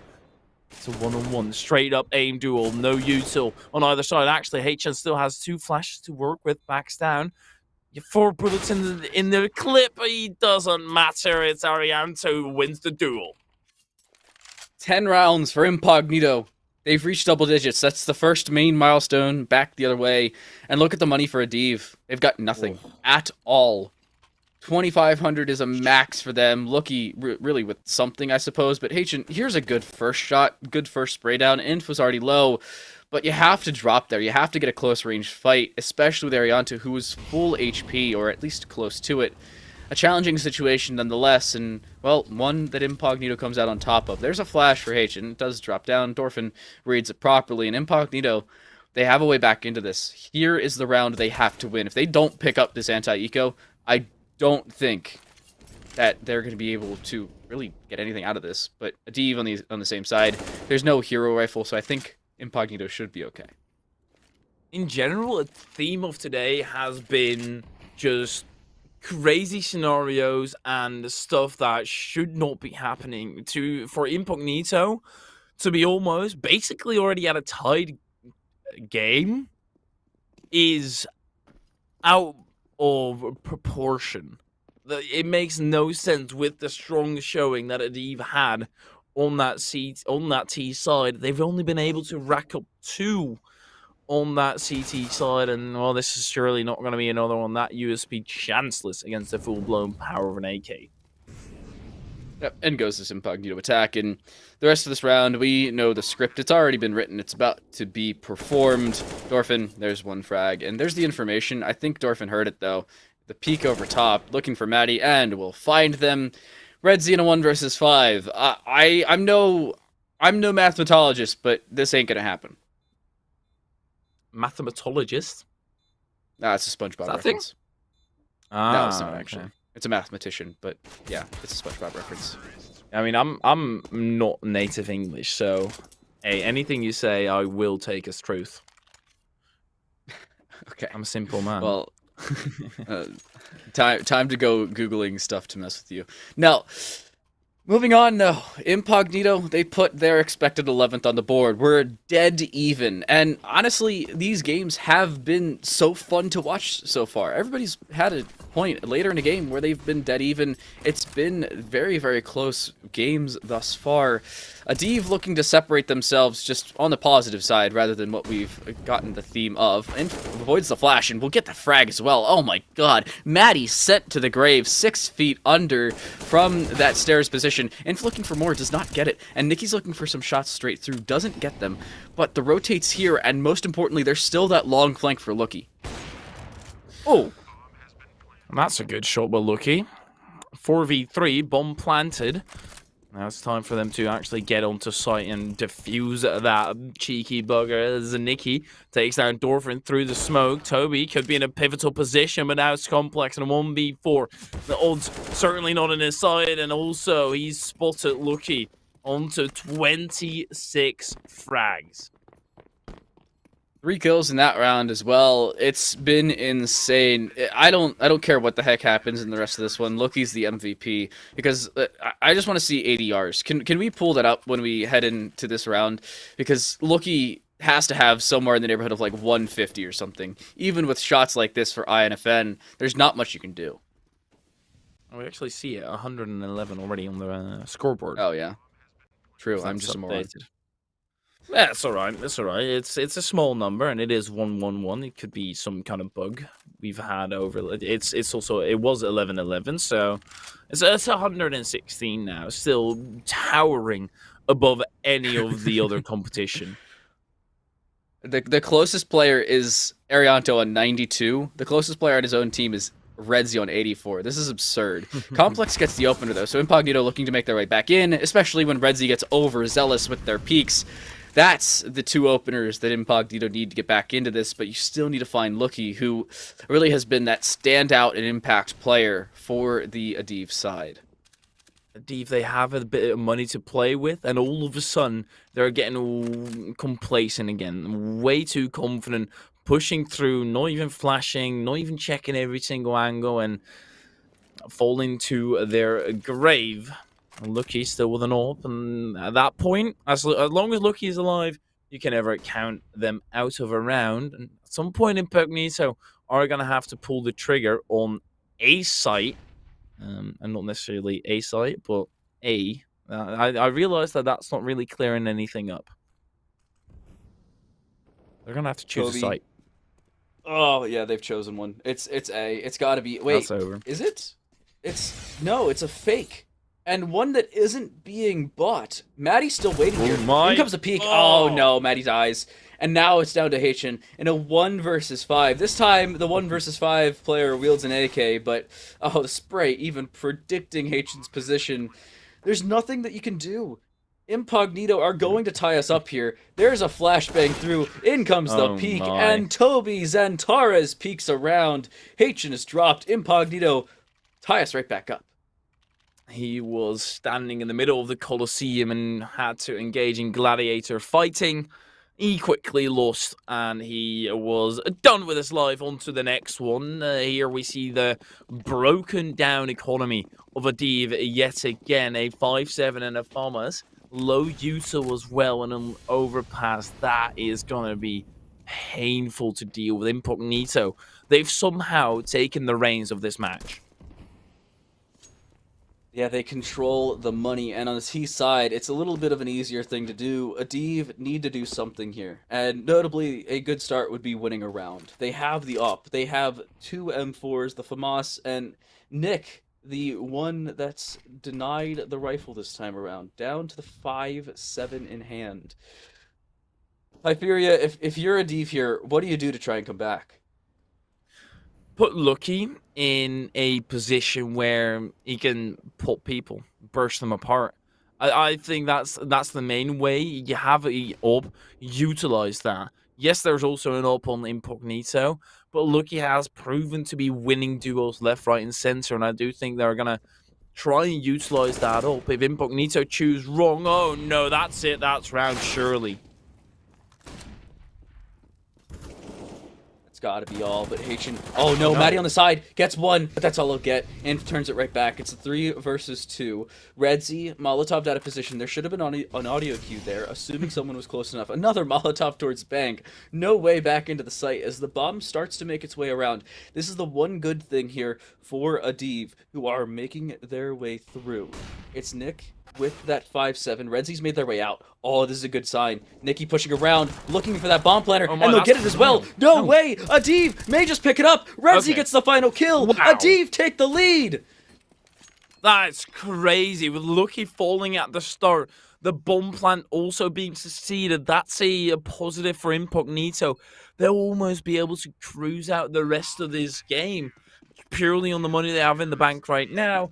This is still a bit iffy, but they are in a solid position still, even after this loss. And this entry from Dorfin onto Lucky was crucial to their game plan, and still, they didn't check Massey.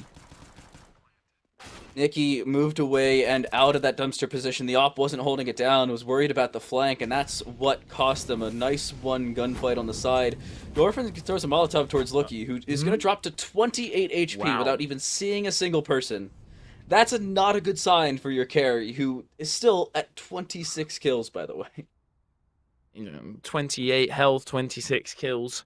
Maybe that's just a prophecy of what he's going to be reaching this round. It is an up, so I guess it makes it fair game. You have people at one tap, you're one tap as well. They do check short. Nikki bites the bullet. Toby puts one in HN as well. Redzy still on short. Nobody checks it. Bomb plant down. That's time wasted. All that goes off the clock, but they do have ample time to work with, and with Redzy now out of that nuisance position, this should be the round locked up for Incognito. I can't imagine that Adiv are going to be trying too much, but actually with that entry from Matty, no, they say no. Yeah, you can't blame them. Look at their money. Incognito's going to tie us right back up, and if you look at Adiv, they've got no cash. This is going to be a $1,900 loss bonus, so you're going to see Nikki go up to $1,950, if my math serves me correctly. Maddie did just try and bait a runaway, but it's not really going to matter. The round's over. That's been accepted, and Maddie just needs to make sure the M4 is not lost. That is the most important thing. Looky running away, for him it's Jame time, but I gotta question, what the heck do Adiv do here? So it was actually, no, it's only 1,400 was their loss bonus. They have even less money than I thought they did. Wow. I am going to stick with my strategy. Bank on Lucky. This time, he has to make it work. He's not shown up 2 rounds in a row, and for his standards, that's pretty big. That is a big deal for Incognito. This is the closest match and the closest affair we've had thus far, tied parallel to each other going into the final 4 rounds. I do just want to quickly point out, in my original predictions, I did say we were going to go to 19-19 and somebody's going to win it in double overtime. So I like my prediction right now.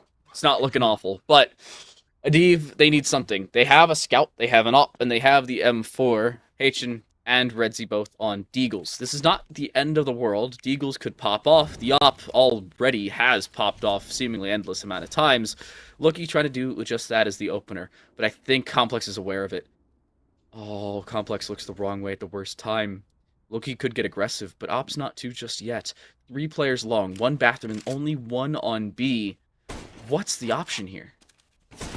Oh, and Matty getting a few pop shots with the scouts in there, and Nikki with the M4 backup, and also an up that long range. This is dangerous, but Dorfin gets the better of him. Spots another one, M4 still in the corner. Matty gets both with the swap out. That's massive, but they do still know that there is a Lucky there, and Lucky in your face is a bullet.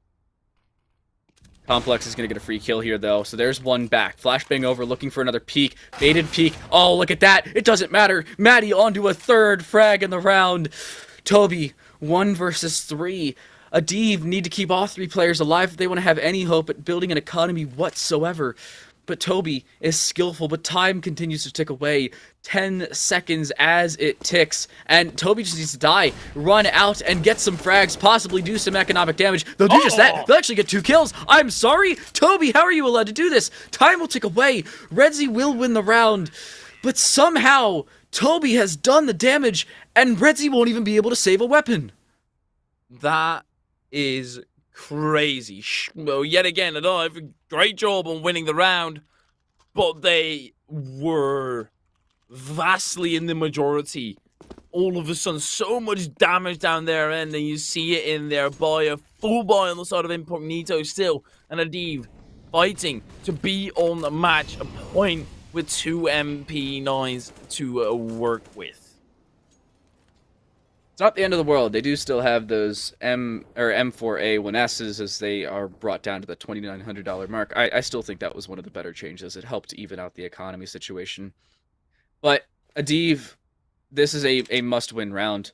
If they don't win this, again, they're broke. If Incognito don't win this, they are broke just the same. This is their must-win round, and that opener is not going to be a good start for them. Loki's going to run away. Back towards the B site they go as they turn, tail, and sprint. But you can see the switch. Hachen is going to have this MP9, but Nikki grabs that M4 from their teammate. Nice nade through. That's going to do some damage, and Nikki has done the damage they need. It's the 5 versus 3, and it seems like thus far, Incognito are ruined. Nikki taking the scalp off of Toby, and Nikki still in a nuisance position. Doesn't get dealt with, and gives a shaving to Complex and 8yan. Also make sure that the barber is open for Adiv. They win a round where their economy was on the brink of collapsing and Incognito. All of a sudden, the cards have been turned against them. They held all the money, but now they're holding the L's. Well, it's still possible. Scouts, Galil, 2 AKs, and that Tech 9 available here for Incognito. Everybody else on the Adiv side have everything they could ever want. You can see M4s, 3 of them to be specific. The AK on Haitian, and Lucky with that signature up. 28 frags for Lucky through 28 rounds of play. Opening up this 29th, looking to go 1 for 1 each and every round. Arianto can't see a dang thing. The pop flash was a little too late, but Haitian still goes 1 for 1. That's not the end of the world. Lucky is still alive, so that's just something to note. And I want to highlight, Lucky has gotten 2 frags in 6 rounds. The rest of the team has picked up the slack. Oh my, Lucky's fallen off. Be careful, everyone. he's setting big expectations of themselves, though. That's fair enough. As Adiv might have been spreading out more, as Matty's in an awkward position where he didn't know where to look. Lucky combat opening against Dorfin, missing the initial shot, and then you'll drop to the grave. Incognito, they've broken through the dike, and then all of a sudden there will be a lot of water flooding through. Nikki does get one back the other way. Redsy's in a good position, moving towards Bank. Nikki takes a lot of damage, though. This is the issue. Both players low. 26 HP only for Nikki in a 1 versus 2. Now, as they kill Toby, it remains that 1 versus 2. No utility, though, and no kit. The peek has to come through. Scout would be 1 shot, but it doesn't matter. Nikki gets 1 back. This would end it. This may, but it doesn't. Arianto wins it by the skin of their teeth. Incognito stay alive for our final round of regulation. And the money still on Adiv. Terrible. Excruciatingly bad and not what they want whatsoever. Incognito, they have got fight in them. And Lucky right there. It seems a bit awkward to me to try and hold off a toilet rush with an up close in the middle of nowhere. At most, you're going to get a 1 for 1 trade, it seems like.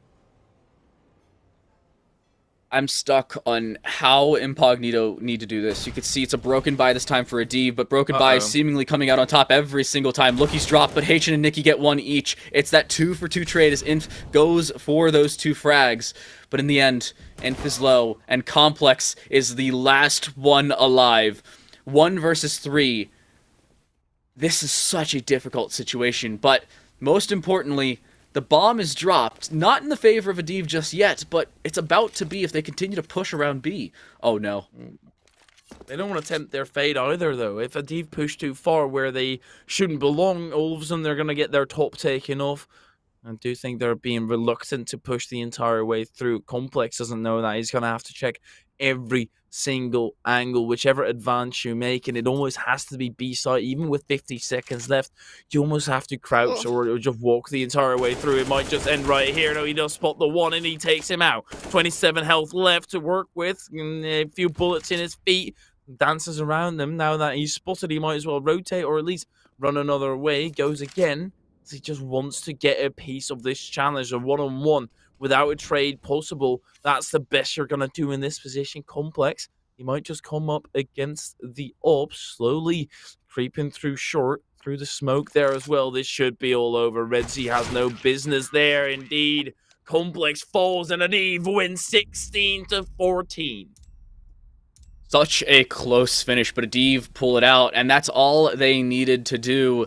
I gotta say, it was a clean finish for Adiv as they did everything they needed to. It was the spotty buys that seemingly had the advantage because it's always the interruption in that norm. Everybody has a certain way of playing this game, but when you come through with something different than what you're used to, that's the issue. And, well, a lot of times that's how we saw these rounds go. The hero AKs, hero M4s, hero FAMASs for that matter. Every time, it seemed like the disadvantageous rifles or the disadvantageous buys entirely came out with the advantage entirely. I don't know what Adiv did, what their strategy was every single time when they had a shoddy buy, but it was impeccable. There was no doubt whatsoever in their mind, at least, that they were still able to win that round. The mentality on them was strong, commendable, and in the end, Incognito still, because this is what we ended with, right? This is what we ended the first half with. is 6 rounds for the CT side, 9 for the T side. To even bring it to 14 coming from such a terrible half is respectable.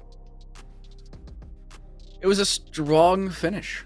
I gotta say, it was a strong finish, and Lucky really popped off. Apparently, Lucky didn't get MVP according to the game. According to Counter-Strike itself, Lucky was in second because, you know, the whole point system they run, bomb diffuses and stuff. That's, I gotta say, that's interesting. Yeah, sometimes the game is just dead wrong. That happens. It is a robot, and they don't see actual value in a player like Lucky. Well, Lucky, if it's any consolation, you've gotten the MVP in our hearts. I said it all the way back in like round 24 or something. It was absolutely nuts. Honestly, to see the consistency out of a single player, that's insane. And that's really notable to how well this Adiv squad can play for the rest of this one. Lucky got 29 kills and actually was on top according to Counter-Strike in the points in the scoring. It was 74 for Lucky. Nikki got 63 with 24 kills. So really, everybody else started to pick up that slack. I was talking about Nikki not getting that many frags. I think in total, it was 3 frags through 8 rounds of play. Everybody else really just picked it up when they needed to. Those final rounds were carried by Nikki. Lucky started to fall off a bit, started to be a bit more quiet. You know, that's what you're going to have with an AWP, right? It's all of a sudden you don't hit every single shot anymore, and then you quickly die. That's the problem of an AWP. If as soon as you miss, you're doomed. So for Nikki to pick it up shows a great team play and also the pop-up potential out of anyone out of Adiv. I think it's a strong side. The main thing about today, the best thing, in my opinion, is that every single match has been close. Yeah, and that's one thing to note about really all of our Prime Leagues. I know we saw it more with the Danish Prime Leagues last season, or I did. Y'all watched probably all of them because they're all fun. But I really highlighted the Danish Prime League, which I will again this season. But here with the Swedes, it's going to be a trend of this. All 3 of our games were within 6 rounds of each other. Nobody was taking massive advantages until at least later on in games, and it was only because of the half they won, I think, because, well, it really came down to how you wanted to play. I gotta say, highlights for this one. You were looking at Lemon Dogs popping off later on, and Adiv locking it down when they needed to. It got close, but they didn't get over anxious, and they really closed out the game when they needed to. It was a day of playing the other side, as in they didn't necessarily perform greatly on the CT side, but the T halves, the aggression that they were able to show the entire way through, that was what did it for me. It was the unexpectedness of every single match where, sure, you have a broad idea of what's going to happen. You think you've got a correct read, and all of a sudden it goes the entire other way. So in that regard, today has been incredibly enjoyable, and I do think we do get to talk with somebody from Avid at some point as well. Yeah, we do. Maddie is here without a camera, so down below we'll pretend Maddie has a camera. But Maddie, I want to kick things off. Congratulations on your win. Way to lock down the game when you really needed to. Hello. Thanks, boys. Yeah, we started off pretty strong, but after the good half, we won the pistol. But then they started coming back round by round. But eventually, we got the economy on our side, and we had the chance to close it out, and we did. You have the economy on your side? At the end of the game. At the end of the game. Okay. it felt like it feels like it was a battle of economy the whole game, and we were like struggling with pistols one round and rifles the other. But in the end, I feel like we took over the money control, and then we closed it out.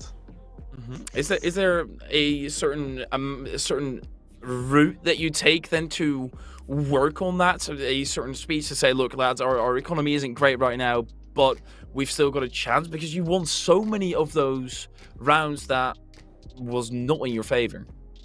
Yeah, I mean, it's all about gambling and reading the opponents. So having like the Eagles and Scouts and one M4, if you do the right call and stack like 3 players where the Ts are going, you could make something good out of it. So it's all about reading the opponents. Yeah, we were talking about gambling earlier on, and really with the economy as well. With those half buys that you brought through, do you think that the main reason the half buys were so successful from both you and your opponents is because of the fact that it really interrupts your normal flow of play? Because everybody runs their defaults, everybody runs their normal flow, everybody likes to take mid control, sometimes be long, whatever you please. But when you only bring in one rifle, maybe a scout and a rifle, or even as we saw from some of you, a FAMAS and pistols across the board, it's really a question of how do you want to play it in that specific time. So in really conclusion to that, do you think that it's because it interrupts your normal meta of play, that because it's so successful? Yeah, I would say it's harder to read because you don't want to run into a stack when you're the one with the economy on your side. So you're being very careful and like exploring the map, and that could also lead to you getting picked off one by one and ending up in a 2v4, which favors the other side, of course, even though they have worse rifles. So I mean, it's all about not playing too careful and not playing too aggressive as well. So it's like finding a mix. But those rounds are always hard, especially in the Swedish scene, because I feel like everyone knows each other, so it's easier to read opponents, and I think everyone in the Swedish scene is also good with the pistols, so that's also a key factor. Well, you said that, and I wanted to highlight that because we had a game earlier. It was Lemon Dogs going up against where am I looking? It was Lemon Dogs up against Xtos Esports, and Xtos had a couple rounds that they had no business winning. And you were talking about in the Swedish scene, everybody knows each other, and that's one of those main highlights I was talking about, where sometimes it just interrupts your normal flow. And Lemon Dogs, just the same, had those exact replicas of rounds, just as you did, just as your opponent's Incognito did. Do you think that this could be a consistent thing we see every Monday with the Swedish Prime League? Yeah, I can guarantee it. I mean, it happens at least like 3 to 4 rounds every game, so you're gonna see it for sure. Okay, well, we've got certain things to look forward to. But is there then also, to continue in that, some kind of pressure to feel like you need to change it up every week because everybody knows each other and you want to catch them by surprise, or do you just play your game and try and have them abide by your law? Yeah, I think every team is just gonna play their own game. It's hard to adapt to all the teams and try to watch demos and stuff like that because it's hard to find time for that. And you don't even know what map it's going to be. So you're essentially just wasting a lot of hours and you don't even know what's going to happen. So I think just play your own game. Today we came out on top, and I mean, it's all about who shoots the hardest, in my opinion, especially as everyone is all familiar to each other. So we know each other's play styles and we know what to do. Well, Maddie, congratulations on your win. A 16-14 finish. Honestly, in massive favor for this Incognito side. But a Div in the end fall. So congratulations, Maddie. Thank you ever so much for joining us. Thanks, boys. Have a good night. Well, that's... Hyperia, I think that's about going to do it for us here. Incognito take it. This 16-14 finish. I gotta say, I wasn't really expecting it. It was... was it not the other way around? No, I'm a moron. I'm looking at the graphic here. Yeah, it was a Div. I'm looking at the graphic here, and it says Incognito 16, a Div 14, because they switch when the game ends. So don't mind me. I just happen to have no brain cells. I don't know, no worries. You see something, you say it. It makes sense. But it was a great day, and I think we already did a pretty good recap. It felt like a day of unfortunate rounds if you were on the other end, but surprising rounds the entire way through. Yep, well, that's going to do us for us today. Xtos Esports end up falling to the Lemon Dogs. Before that, it was Hyos picking up the game up against Goodfellas, and we just saw a Div take out Incognito and slot themselves into that third place with that 1-0 victory over top in the best of one. My name is Time Delight. I was joined by Hyperia. In the background, it was, of course, Facecat and Deployer. They were awesome, as they will be all season. Don't miss out here on the Swedish Prime League every Monday. Tomorrow, it's the Finnish Prime League, Danish on Wednesday, and Norwegian on Thursday. Don't miss out on any of that. We'll be right back here on the League's GG channel. See you guys next time. Bye-bye.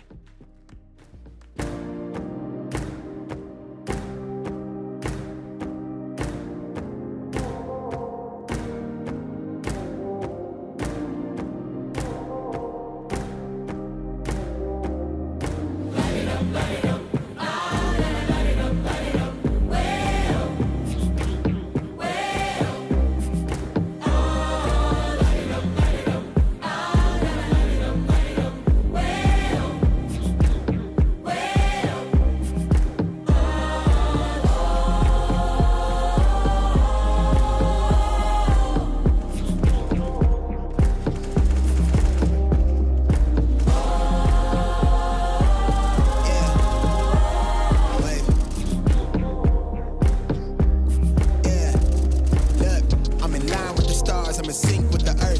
10 toes deep, flower child from the turf. I never switch sides, like even when I die, I'ma ride for the squad. Ladder ties in the hearse. I've been on a vibe, kinda hard to describe. I'm in between, I'm good and it's fine, but I'm tired of the grind. Then I come alive in the night to realize I'm in the middle of the time of my life. I never sold pack for the stack, never lied on the rap. Got a bag from the way that I write it. Queen looking Tyson, do that ass survive, doing 80 to the house. Then I hit it to the sky change. Haters on a tirade, talking to the grip in the face, be still, let that hate stuff fade. We all want the same, we all want a meal in the safe. I wanna live like I'm trying to reach enlightenment. Trail spill from my lips, feel big from the bip. Take a sip till I pass out. Try and get grit, but it don't make sense. Cause you can lose life on this fast route. Yeah, turn thoughts to a cash cow.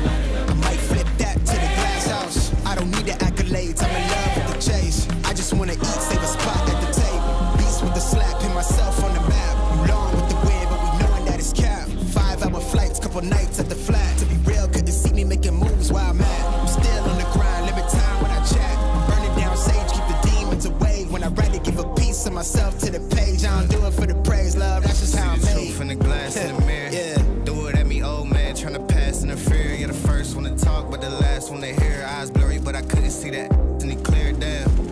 Start to feel like I'm on one. Settle in, I'll be here for the long run. I'm a slave for the cash, got snakes in the grass, no brakes on the ad, but it's all fun. We done seen it all, heard it all. Heard enough, give me space before I murder y'all. 10 bad here, I'ma curve them all. 12 missed calls, and I still made a curtain call. Here to light it up, lighten up. Hear him talking, they ain't right enough, tighten up. Everything that I came for, I left with. I don't bang sets, I just bang on the set list. Going past supper when I came for the breakfast. Put me in your prayers, I might put you on the guest list. Young, tell me reckless. Gold in my soul, got the same on my necklace.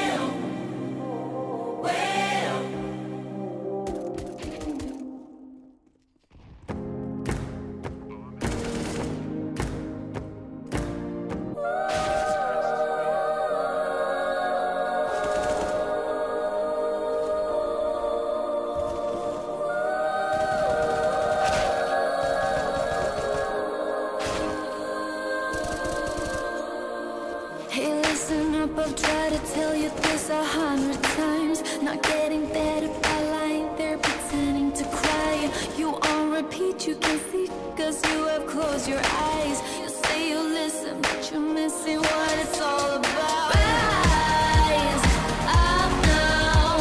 If you never fall, you don't change at all.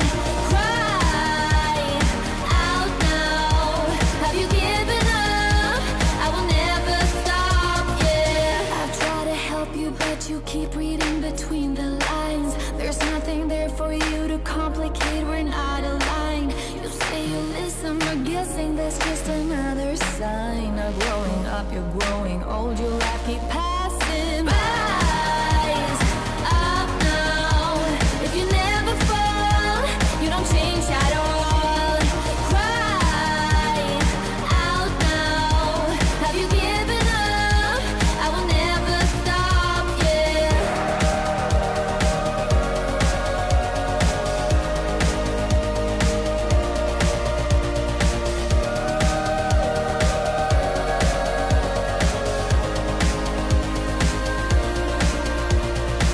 Now if you break it, I can take it, I don't need a prize. Leave out the fact that I am up against 1,000 guys. My intuition efficient, cause I can't use my mind. Don't try to tell me how it's done, you haven't done your time. Rise up now. If you never fall, you don't change at all.